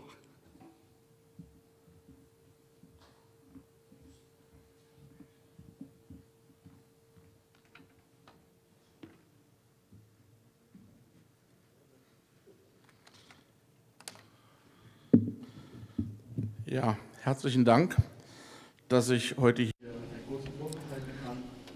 Ich wurde gebeten, kurz was zu erzählen zum Thema Katastrophenschutz im Klimawandel, was uns im Land Brandenburg. Thank you very much for this introduction.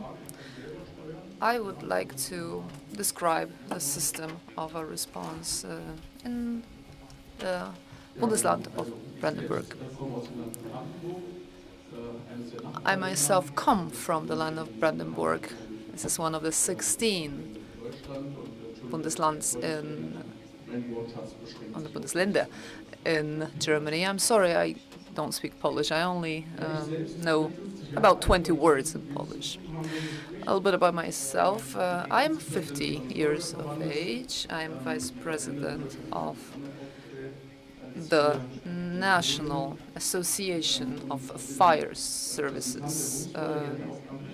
They're not structured the same as in Poland. I'm a representative of the state fire service. So we're talking about professional, company, and volunteer fire service in Germany. I am part of the volunteer and professional fire services.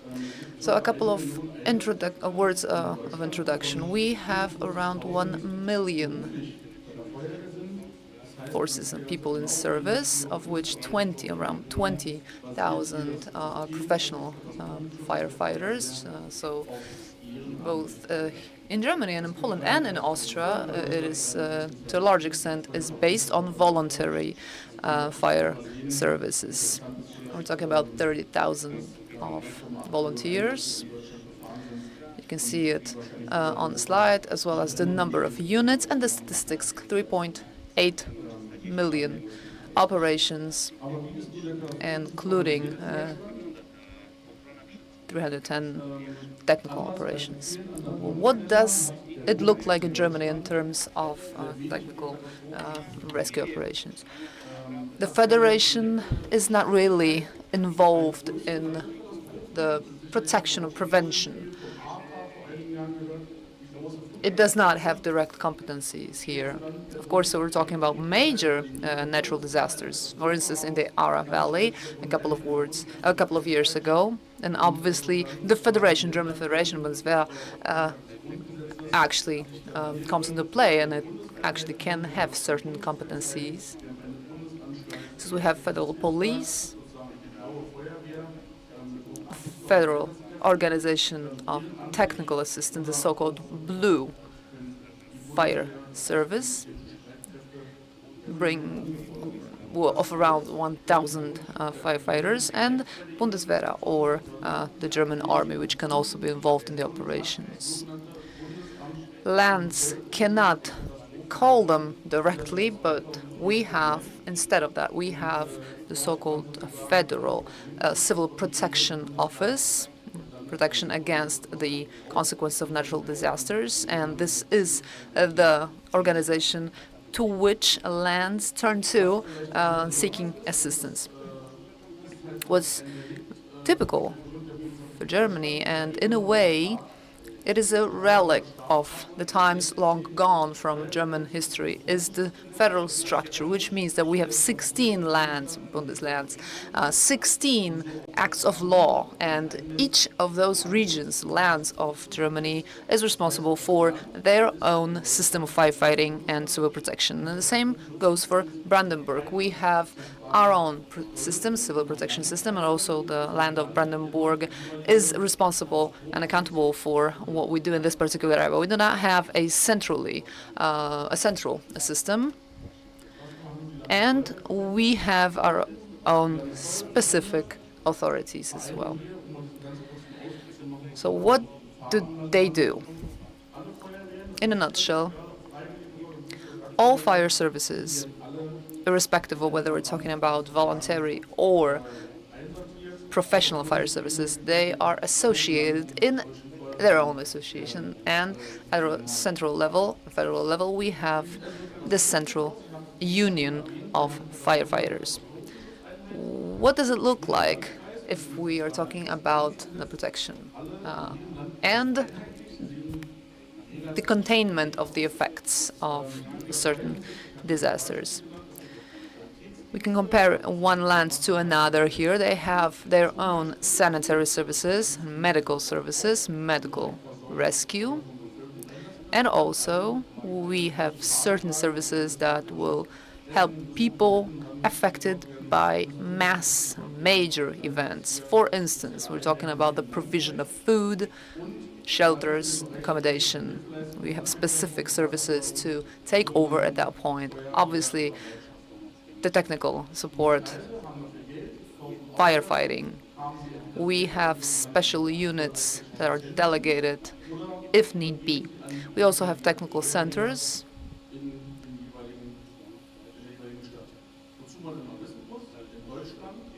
And depending on the location of an event, local units can be involved. A land or a region of Federation, German Federation, does not manage the situation. The unit that is held accountable, is the municipality. We have the right of self-government at a local level. Obviously, we have an act of law that applies at the federal level, but my people, so to speak, are employees of the federal unit. First, they go to a state school, and then they apply for a given position in a city, because this city is a unit that manages, or an authority that manages a given unit. So the provision of equipment or food or any assistance provided to the casualties obviously is handled by certain organizations, other organizations, such as the so-called White Cross. What else? We have the so-called special disasters related to climate change. At the end of the 1990s, Poles and Germans cooperated to eliminate the aftermath of the huge flood of the Oder River. 12 years that followed brought no major emergencies, but every couple of years we do have floods. And to prevent those events and also combat their consequences is the responsibility of each land. First of all, we need to think what to do in order to prevent such disasters. We need to create an infrastructure.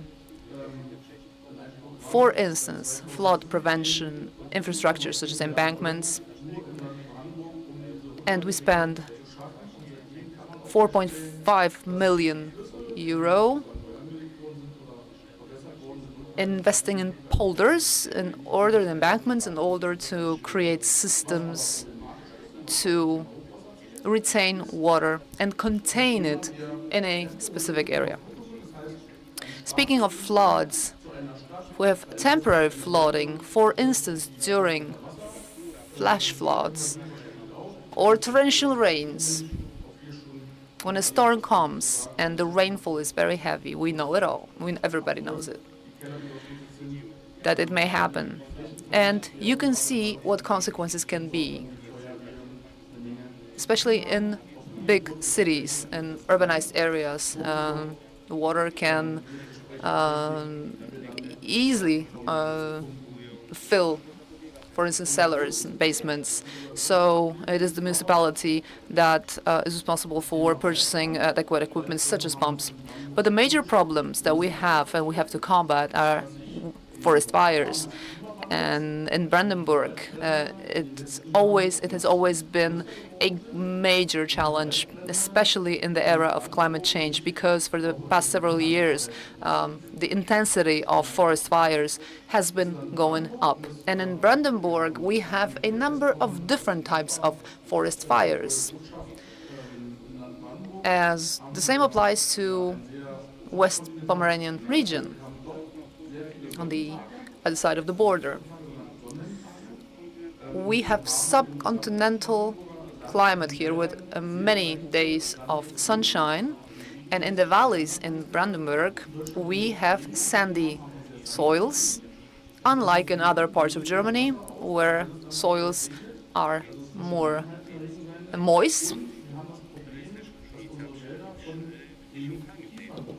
And it makes whole on loam-based soils, and it makes whole of a difference in terms of how water soaks into such soils. And also, we have a lot of pine trees, pine forests, and they catch fire very fast. So the level of risk in Brandenburg here is comparable to the level of risk that we can see in Greece, which has the highest risk in this particular respect. What is specific, again, for the area of Brandenburg, per 1 million hectare of woodland in Brandenburg,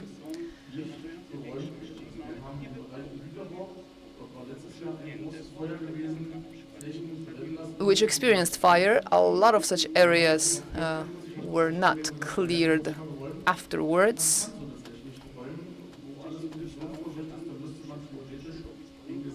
So before, I thought that you just go there and do your job, but it's not possible. You need to actually remove all the tree trunks and all the roots, because they have to be removed, because there's also the risk of unexploded material from the Second World War. Last year we had a fire at the border between Brandenburg and Saxony, and we have experienced a lot of problems there. We talked to our military specialists, and we have different ranges in terms of the area, the protection area. So the people, specialists from Brandenburg, they can work in a given area, but due to different regulations, the people from Saxony cannot. In 2018, we had a lot of forest fires. A year later, they went up again. So the number of fires is going up steadily and has been going up. We're talking about more than 1,400 hectares of woodland, and more than 50% of the reported fires were level 4 and 5 fires. So remind you that we have 5 levels of forest fires, and the 5th level is a total disaster, an area that you cannot actually go to. So I work for the good of the community as part of a unit which is deployed when need be. So whenever there is a fire that spreads slowly, we can watch it and take a deployment decision. So in 2022, I witnessed such a fire. It was very hot back then, and we had strong winds, southern winds. So as you can see in this picture, those winds, strong upward winds, caused the spread of the fire, and it spread quickly, spread like wildfire. So our firefighters were caught by surprise because instead of one fire to tackle, they had a number of fires. It's one of those situations that was very surprising for us. When you go to the website of the ministry and you enter 2021 forest fire in the search engine, you can see a list of all fires in the region of Brandenburg and the land of Brandenburg. Unfortunately, it is in German.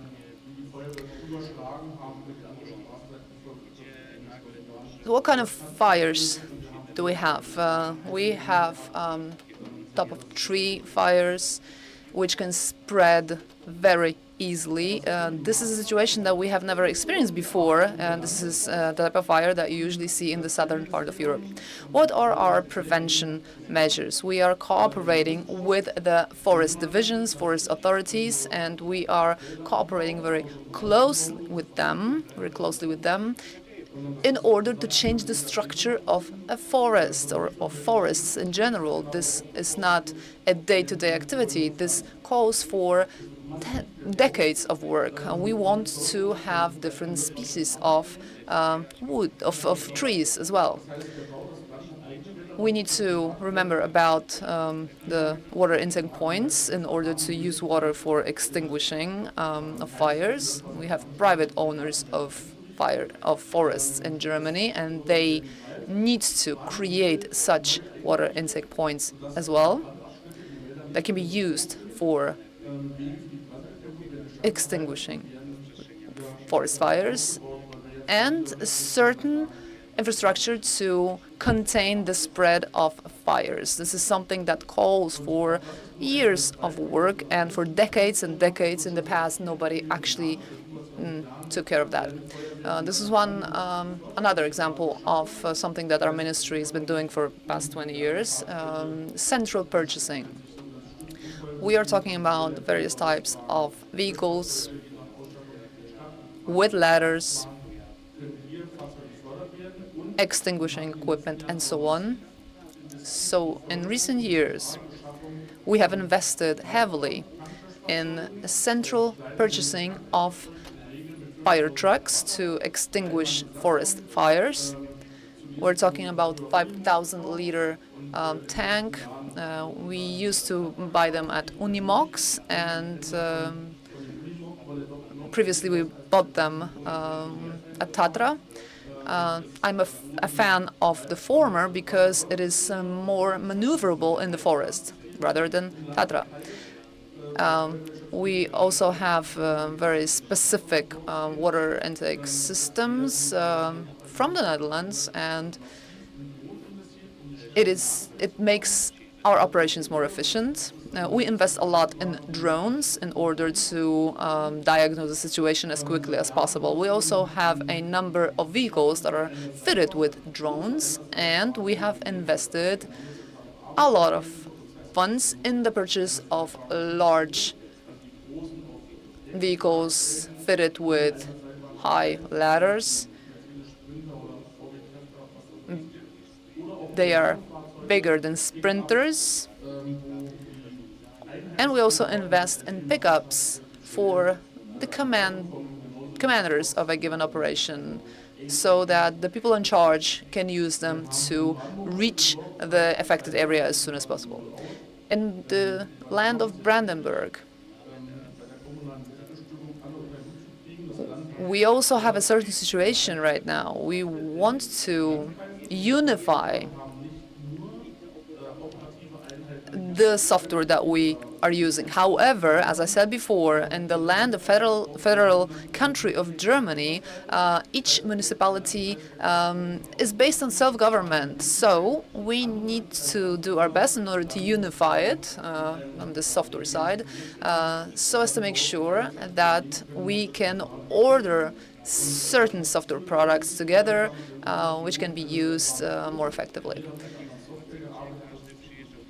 Before, we had situations people would use different vehicles with different types of software, and it was very difficult to manage an operation like that.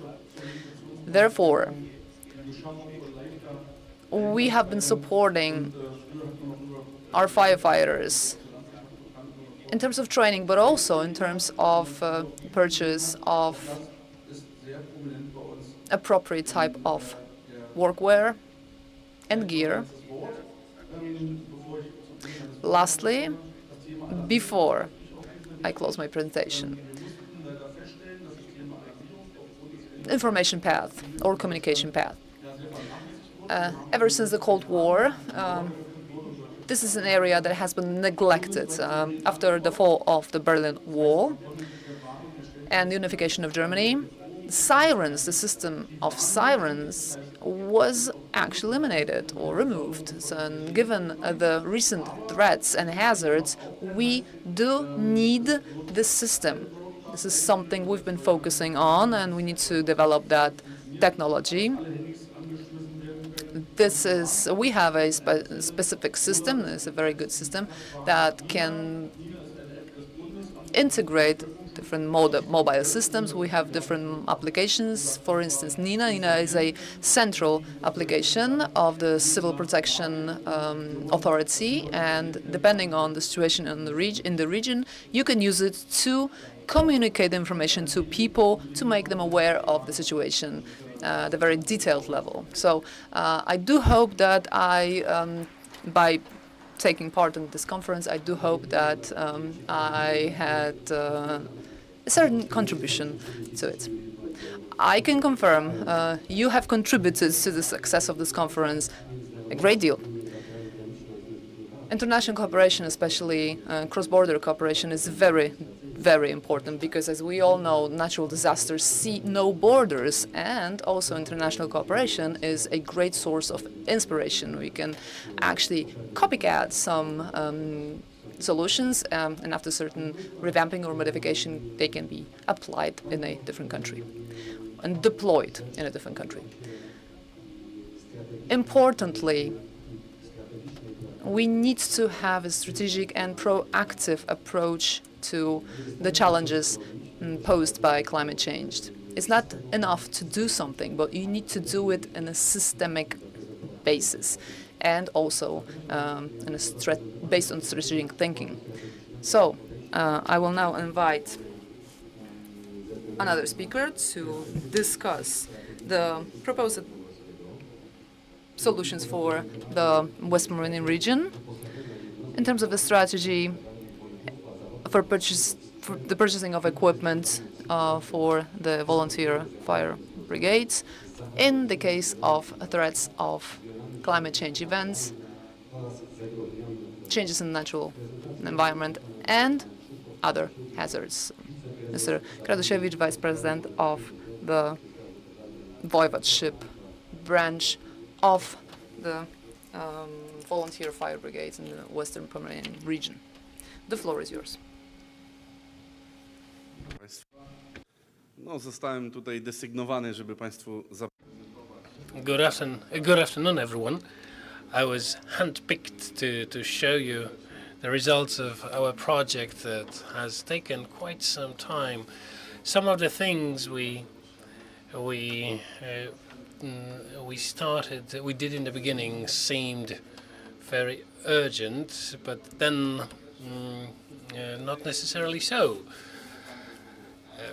But this is quite common. When we have a problem, then we think this is the most urgent problem, and then other problems appear, and the first one is no longer that pressing. So when you have a blackout, you want to buy power generators, but then power is back and you somehow forget about your generators. So we did an analysis of needs of our fire brigades.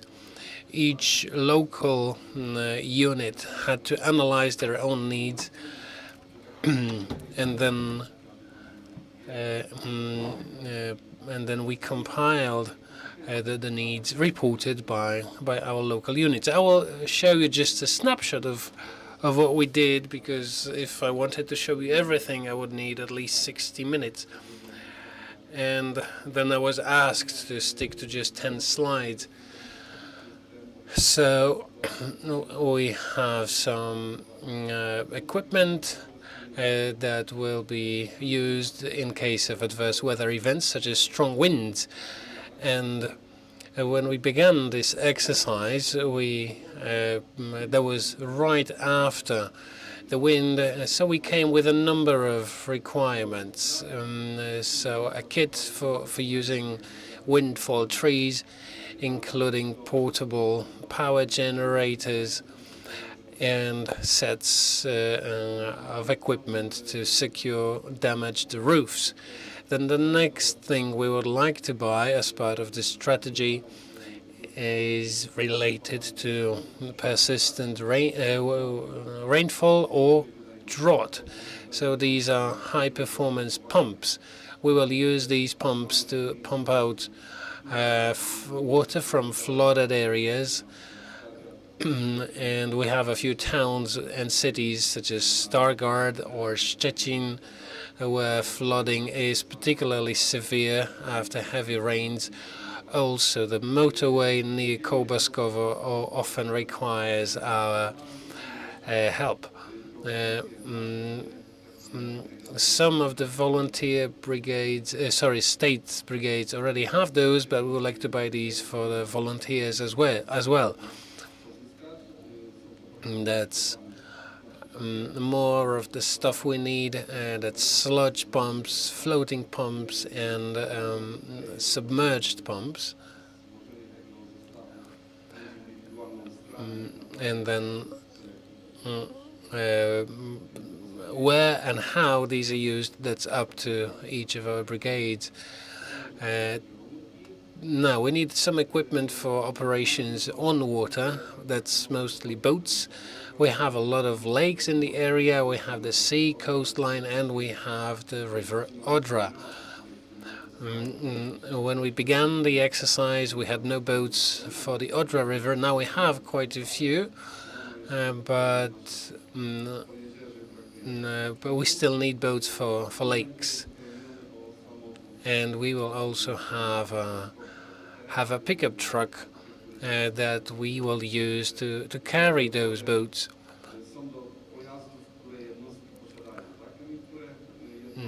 And some of our units have medium-sized vehicles, and not all areas are accessible for those. And this pickup truck will also be used for other applications where we don't need our typical firefighting fire truck. And then some ATVs or quads, as this Ranger by Polaris. So we want to use the ATVs to carry disaster victims, to evacuate them from various terrains. We also have more cycling paths, and ATVs can run on those paths, unlike ambulances. Now, that's our medium-sized firefighting truck, our most common vehicle. And we also want to replace combustion engine equipment with electric equipment. And that's why we want to build a PV system on our fire station with an energy storage. And in this way, we want to reduce our carbon footprint. As you have heard before lunch, our colleague spoke about UAVs. It's so good to see, to take the bird's eye view after a heavy wind. And a drone inspection is so useful. Recently, we were able to inspect 4 kilometers of high-power, high-voltage line with a drone like this. And then we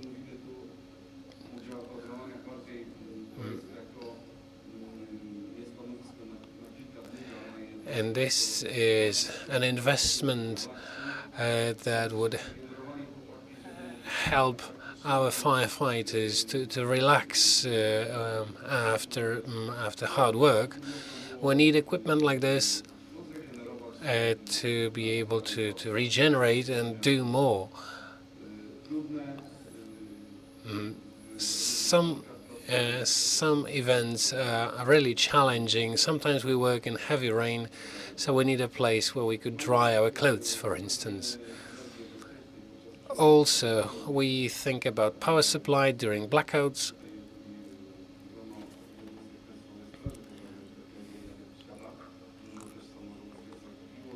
A lot of state fire services already have those, and some local governments have purchased them as well. So we don't need as many of those as we once did, but we still need a few. And we would like every volunteer fire brigade to have a power generator to supply the building with power. So that's it from me, and now let me thank the President for the invitation and thank my colleagues from my team for the cooperation. I know that this project will keep evolving depending on the velocity of climate change. Thank you very much.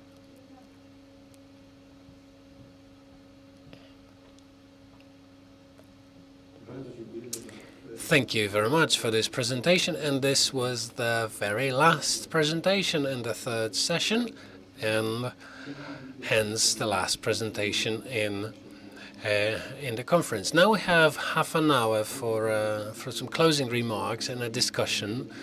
So perhaps the speakers who are still with us, would you be so kind and take a seat on the sofa on stage? And the speakers who are with us online, could you turn your cameras on, then we will see you on the screen.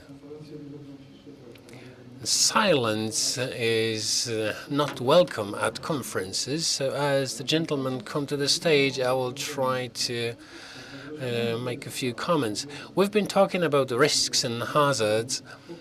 They may be potential and they may be actual. When you have a potential risk, then think of a cloud. But when it reaches the critical mass, then potential energy becomes kinetic energy and it starts to rain. And the process can be very rapid or medium-paced or slow. If it's rapid, then you have your flash floods. And then all you can do is manage the impact of that hazard. However, when you have mid-term risks, you can manage them in advance. When you have long-term risks, that's even worse. In the Anglo-Saxon culture, you have this frog syndrome. There are two technologies of preparing a frog if you want to eat it. One is extremely brutal. You boil a pot of water and then you drop the frog in there. Frogs don't really like that, so they will struggle against that. So that's your typical fire. When you have a fire, you have a quick response to that fire. But sometimes you can drop a frog in a pot of cold water, and then you heat that water slowly. If the temperature gain is slow enough, the frog will not even notice when the proteins coagulate.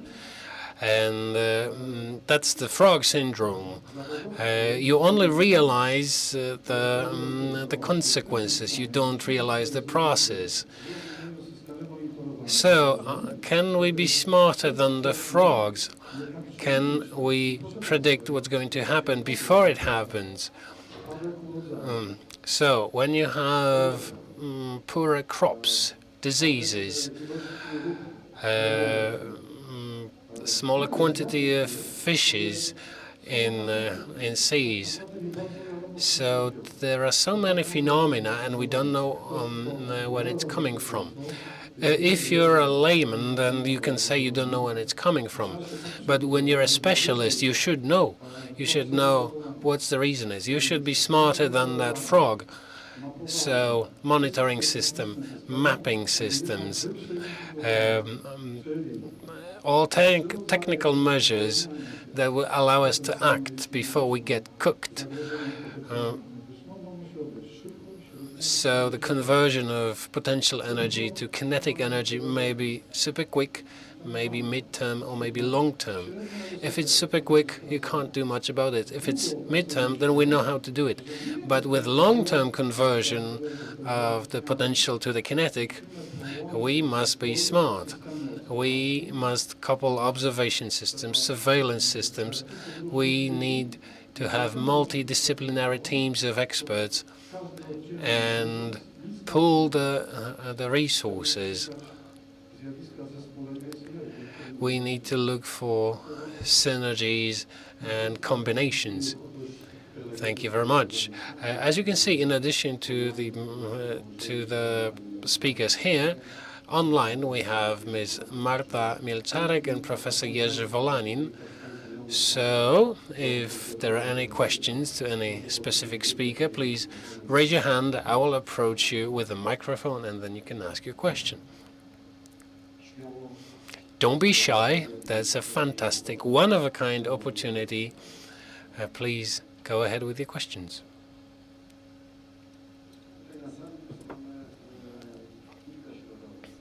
In this room, we have people from a number of backgrounds. We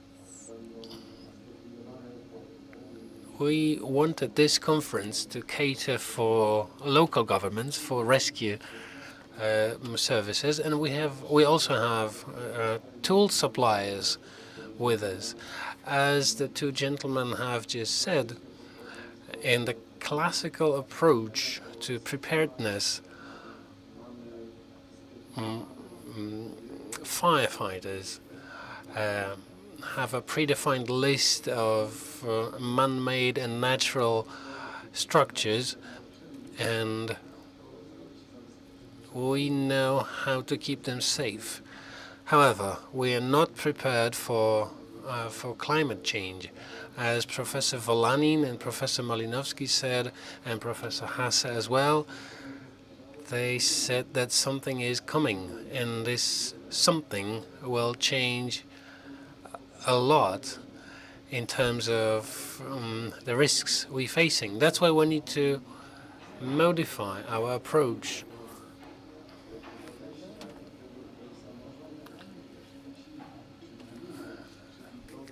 And this is why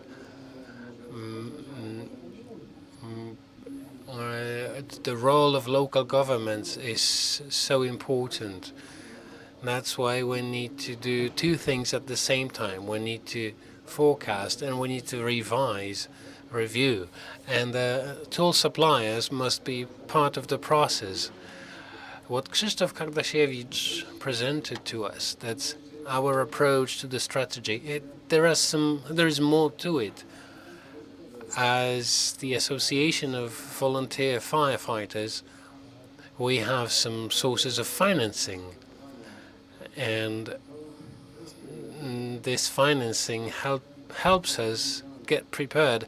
But this puts a certain responsibility on us, and in the spirit of that responsibility, in cooperation with the professional fire brigade, we proposed a list of things, of investments that we need. At one of the meetings between the marshal, the voivode, the voivodeship governor, we agreed on building a strategy. When we had the Odra River disaster last year, at one of the meetings with the voivodeship governor, the governor saw that we do have a pre-planned strategy, and he proposed to include voluntary firefighters in the planning process. So we should be involved in the planning exercise as well. That's why there is a certain philosophy behind our approach. And last but not least, the way this strategy is implemented also reflects a certain model. Well, this model is based on the powiat as the most appropriate local government unit. So, in addition to pre-planned tools, we need to have a pre-planned implementation. So, the delivery of the supply of rescue equipment and technologies that reinforce our capabilities. They are necessary for us to ensure an adequate response. Thank you very much, General. And let me remind you that we have Mr. Janusz Gonciarz and Dariusz Stachlewski. They are also available online, not only Ms. Milczarek and Mr. Volanin. So, any questions in the meantime? Does anyone have a question? If not, then I know that Wojtek has a question. There's always a question to be asked. So we listened to very informative presentations. Each of those presentations presented some conclusions, but the role of a moderator is to summarize the conference, to recap it, and also to focus on what's the most important thing. We have preliminary conclusions, but we have still a couple of weeks to present the actual final conclusions and findings. We would like each and every one of you to tell us the one thing that is the main message of your presentation, something that you find most important, crucial, something that made us come here and discuss your presentation. And maybe we'll use it, and we'll probably use it when we prepare the final conclusions of this conference, and this will be published on the website. Do you agree? Well, if you say that you don't, then I assume that you do. So let us start with our female colleague, Marta. I believe that my key message is you see more from above, from up there, and it's worthwhile to focus on that world, the satellite solutions, and use it and deploy it. Use the solutions that we have at hand nowadays, but we need to remember that we are developing those solutions as we speak. They are evolving, and we have more and more data. This data is more and more detailed, and I do hope, and specific, and I do hope that in the nearest future, and we're talking about the horizon of several dozen of months, we will have more and more solutions made available to Polish users. So this is my key message. Thank you very much. And if you have two options, you can be a Bernard Shaw, that is the king of synthesis, or the Tolstoy. So your key message would be you can see a lot more from above, right? Yes, more than you see on the ground level. Professor Volanin is ready to present his message. use the tools for estimation and management of risk to the largest extent possible, because this will improve and boost our security level, safety level. Another speaker, online speaker, 2 conclusions from me. First of all, I do believe that it is necessary for us, if we want to achieve a good effect in terms of planning and management of natural disasters, response to natural disasters, we need to cooperate closely with scientific circles and academic circles and use the available knowledge and expertise and methods in order to map risks and define specific threats and hazards in a given location and given environment. This has been corroborated all around the world, and it does stand the test of time, and it is effective. So I do believe that even today's conference and the previous 2 editions of this conference are a proof that it is necessary. It is crucial not only to use and tap into a scientific knowledge and research, but also to deploy it and make people aware, more and more people aware of that, those people who are responsible for the planning of measures taken in order to combat and prevent natural disasters. And secondly, this is something we are promoting very wide, very much, that is smart investments. The investments that are based on a solid knowledge of the existing threats and risks, which are embedded into the investment process, into the decision-making process, now what we will build and where we will build it. And what's really important nowadays, with the use of state-of-the-art, most advanced technologies, the so-called green and blue technologies. This is very important for us to make sure that before we invest a penny, we should think about it very, very carefully, where to invest it, in order to shortlist and pick the most promising solutions. So the Poznań model, right? The Poznań school, Poznańese model. Poznań people are known for being very frugal. Mrs. Stachlewski, a message, key message from you. Well, my conclusions are quite similar to those of the other speakers.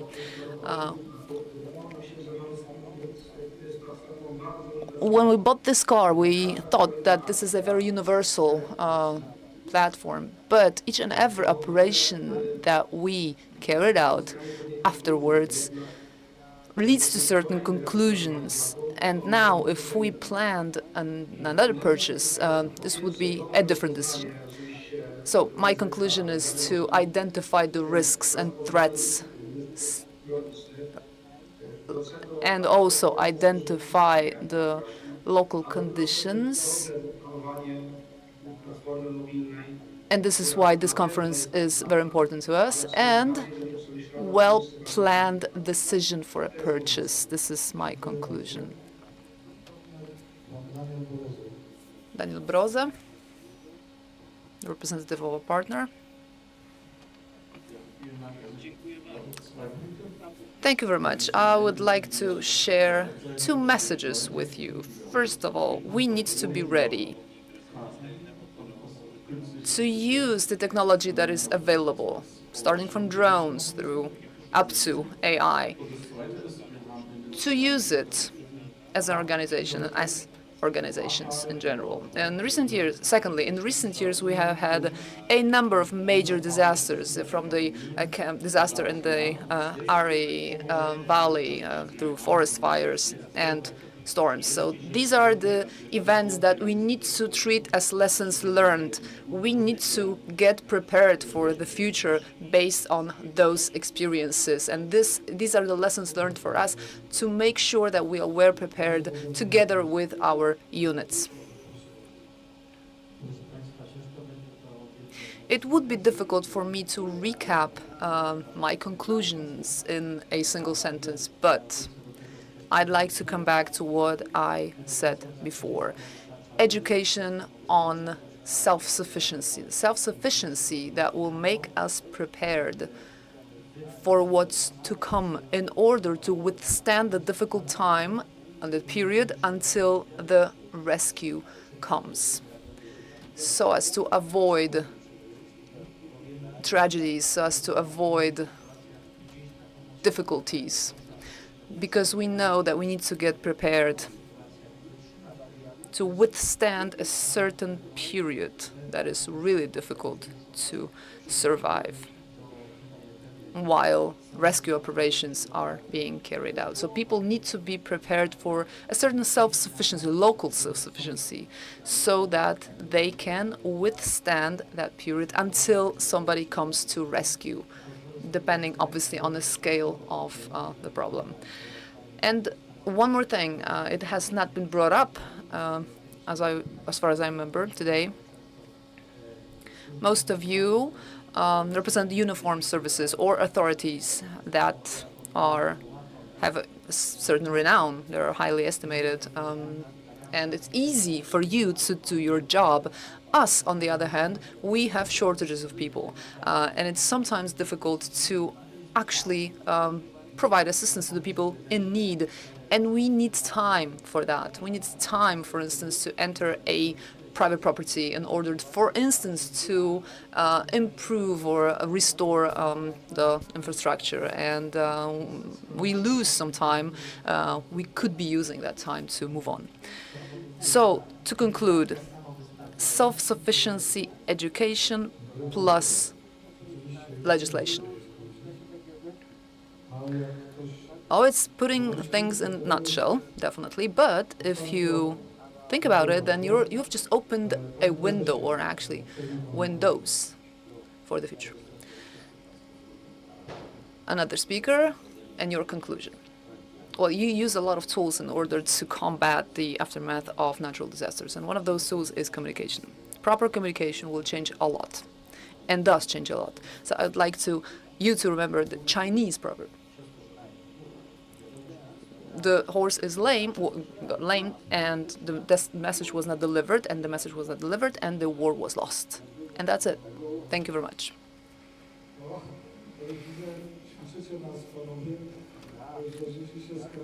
That was very telling. You put it really in a nutshell. So you're testing us. Well, we will do something with those messages, don't worry. But hats off to you. This was a very concise message. Thank you. And last but not least, your conclusion. Well, I'd like to go back to the question of communication. Communication with the heads and authorities of local governments and municipalities, so that they use the strategy that we developed, and to cascade it up into another level, because each and every municipality has a different situation and different internalities to have to face, so that our work is not wasted. That would be my message to you. Any other questions? Are there any?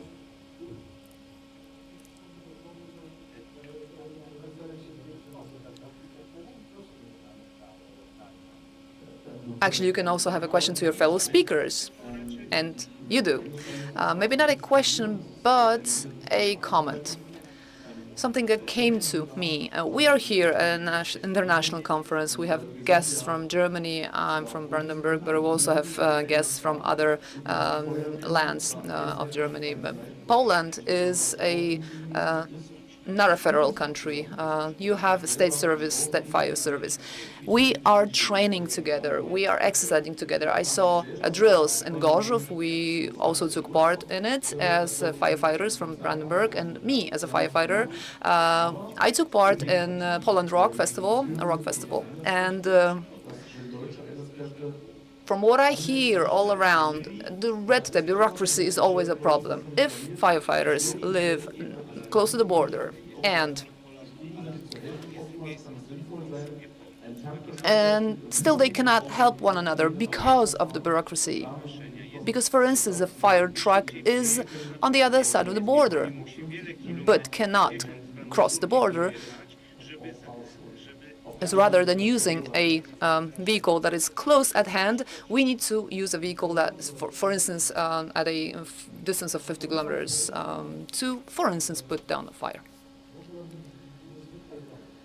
So yes, this is a major problem, and thank you for raising it. The river does not divide us. Actually, it brings us together in a way, but the problem of cooperation and mutual assistance and aid, obviously we have EU regulations, overarching regulations. But despite the EU regulations, we do have that problem, and we did have a problem a couple of years ago between our respective services, firefighting services. We, for instance, had a unit that was the closest to the location, but they could not cross the border. They had to travel, let's say, 60 kilometers instead of covering 15 kilometers. So these things happened, and this is one of the arguments that we should use in order to persuade the decision makers that, to a certain extent, at least, those services should be state-controlled services. In that way, we will eliminate such problems. Are the EU authorities in Brussels able to eliminate those problems at the border? I'm not really sure, but maybe this problem will be touched on in the context of regulation. A comment. I can refer to that comment as the chief of my unit in 1999. We had a problem on the Odra River, and we had a threat that applied to both sides, but we couldn't see in the way one another, and we couldn't communicate. So after this experience, when the embankments on the right side of the river withstood the flood, but on the other side they didn't, this was the experience for us. And in 2005, I believe, before the celebrations of the 10th anniversary of the Great Flood on the Odra River, we prepared a joint 3-year project involving specialists and expert forces, involving 2 languages, and we prepared documentation in 2 languages. And I will share a thought with you as well. We should have a joint cross-border rescue plan or response plan. And whoever is more able to act or has more resources that will enable them to act should act, regardless of what kind of border we're talking about, be it the Polish-German border or Belarusian-Polish or Ukrainian-Polish border. This is a challenge for us because we are here to help people, to rescue people in need. So thank you very much for this comment, because we share this approach, and this is a thought that we share. Is there anybody who would like to throw anything in? Because if not, I'll let you go. And maybe another comment on the resources, human resources more specifically. We overlooked human resources in a way in this discussion, but we do have a program of training, and we're also focusing on the youth, young firefighters, and the equipment I presented in my presentation, I discussed in my presentation, it's not all. The most important element are people who will be using it, and even the best equipment cannot replace people. And that's my comment. Thank you very much. So, in other words, you can assure us that we will have competent people, and on top of that, competent people who will be able to use that equipment, right? If there are no other questions, thank you very much. You can now return to your seats, because we will now move on to a recap of today's conference.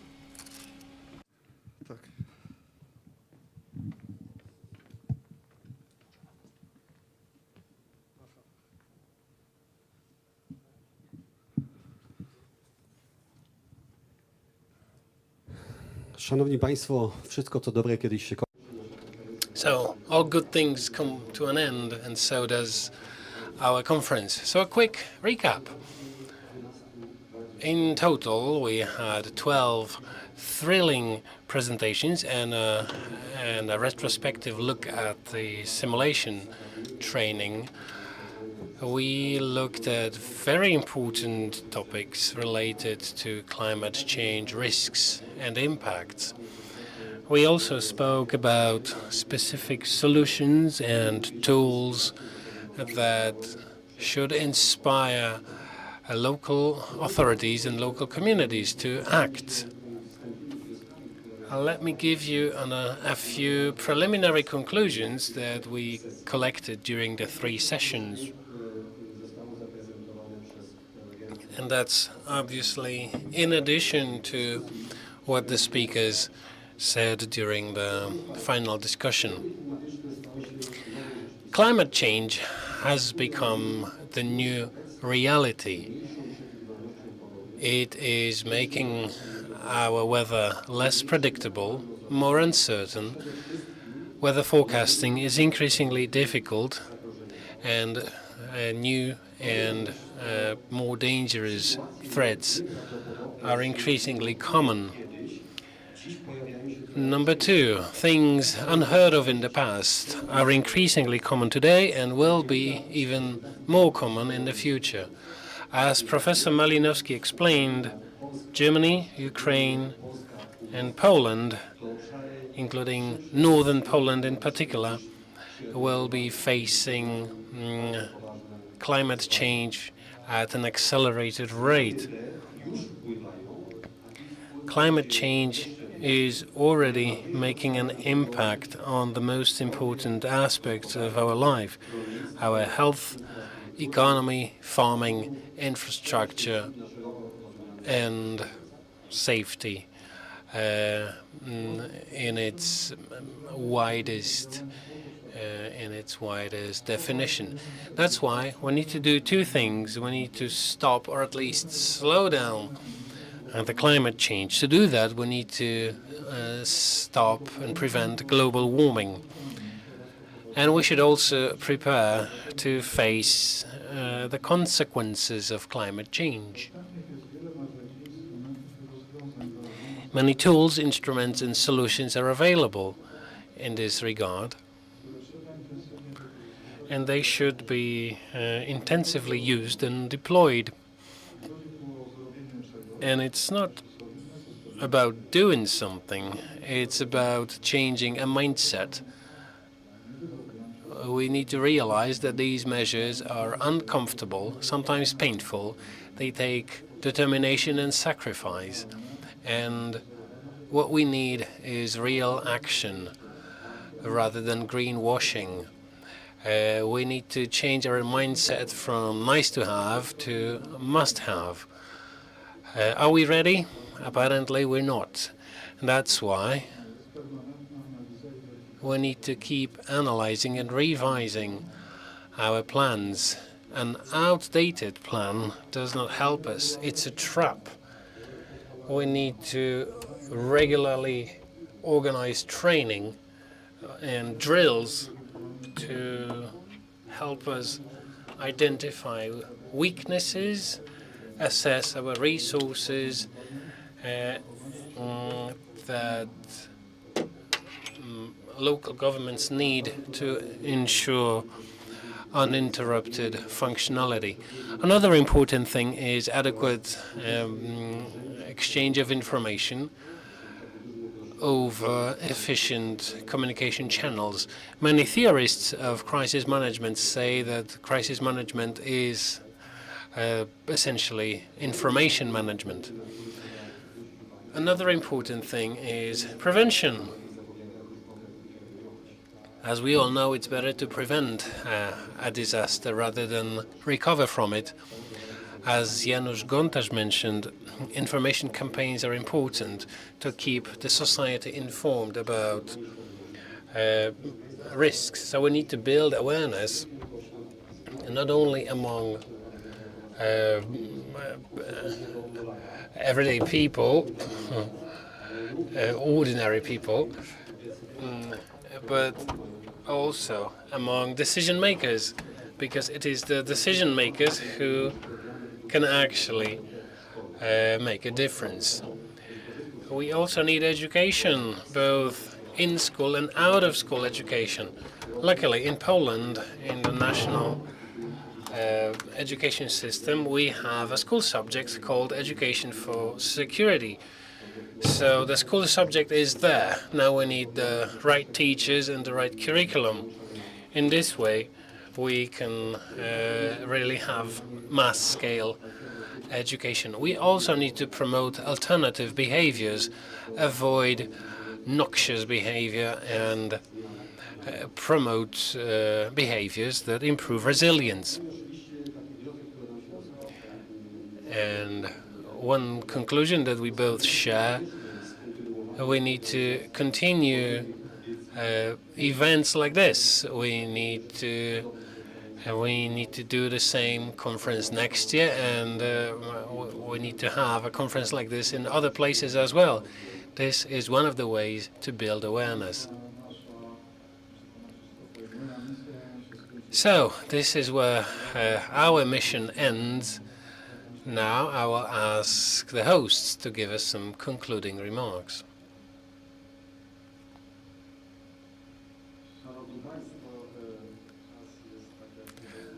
Ladies and gentlemen, as we've just heard, the conference has just come to an end. I am profoundly impressed with how smoothly it has been organized, and for us, the contributions of the speakers have been invaluable.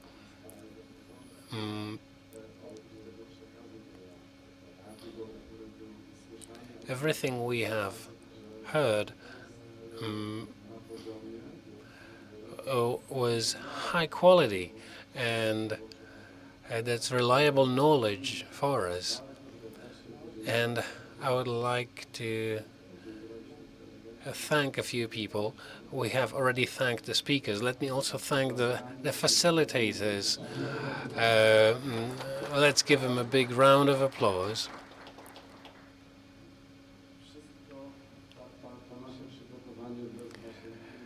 Without your input and your elegance and your professionalism and your background in firefighting, all of that wouldn't have been the same. So, gentlemen, we are profoundly grateful. Let me also thank you. Let me thank General Kowalski. Without you, this conference would have never happened here in Karlino.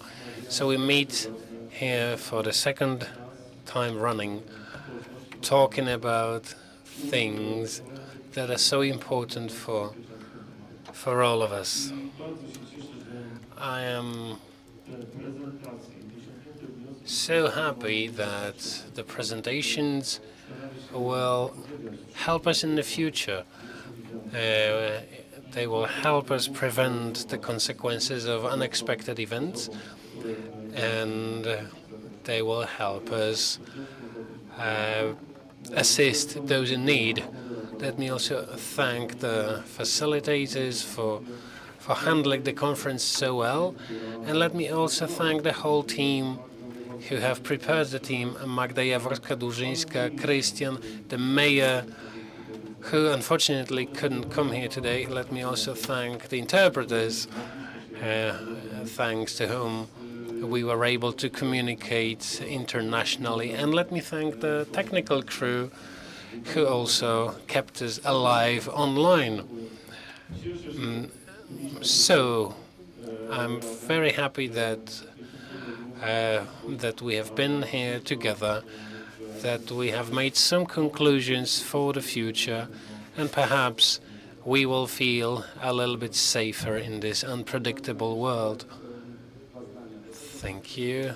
And last but not least, we have our program council.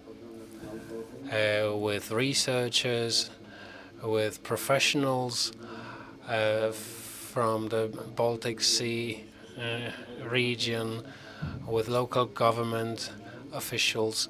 That's tens of meetings, and all of that effort brings results in the form of conferences like this. And let me address those of you who are with us online. Let me send the best regards to our friends in Ukraine. Let me send my greetings to everyone who's with us remotely. And please, let's make the most of what we have heard today. And let me also thank you for a certain sensitivity. If we look at the institutions that we represent, let's use the combined power of our institutions to raise awareness among our colleagues from other places.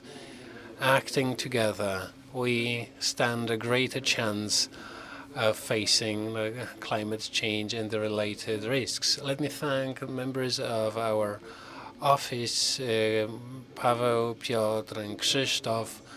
Thank you for a few years of hard work on our strategy, and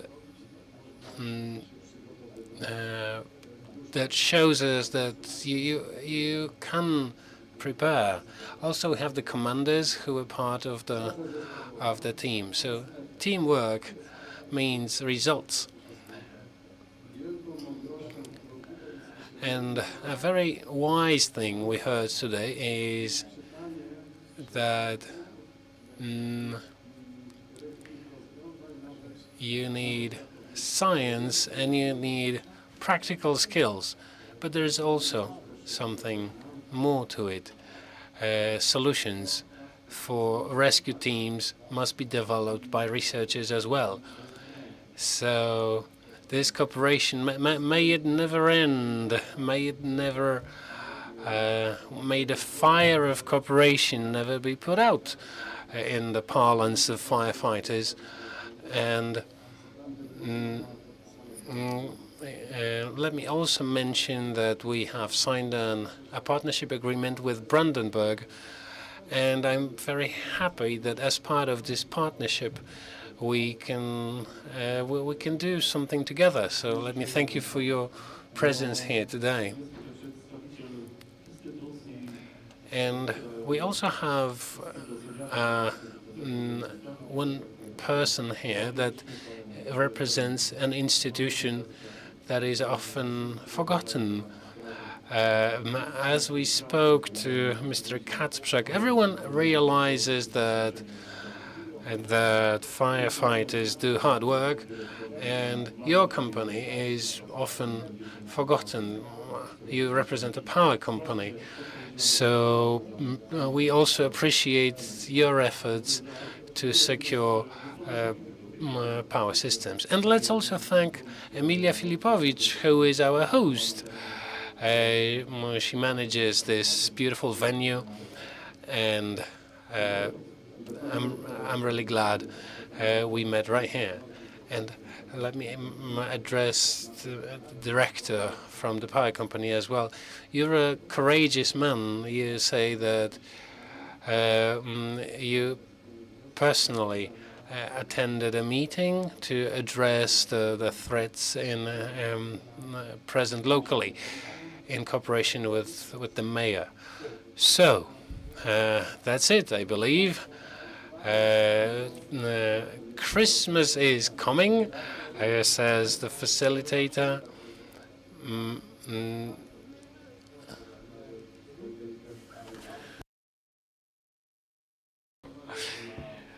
So, thank you very much, and I think this is the time to close this conference. And let us wish you a Merry Christmas. May you enjoy it in the presence of your loved ones. May you forget all your sorrows. and may you spend a carefree time without any unexpected events. So all the best for Christmas and for the new year. Thank you very much.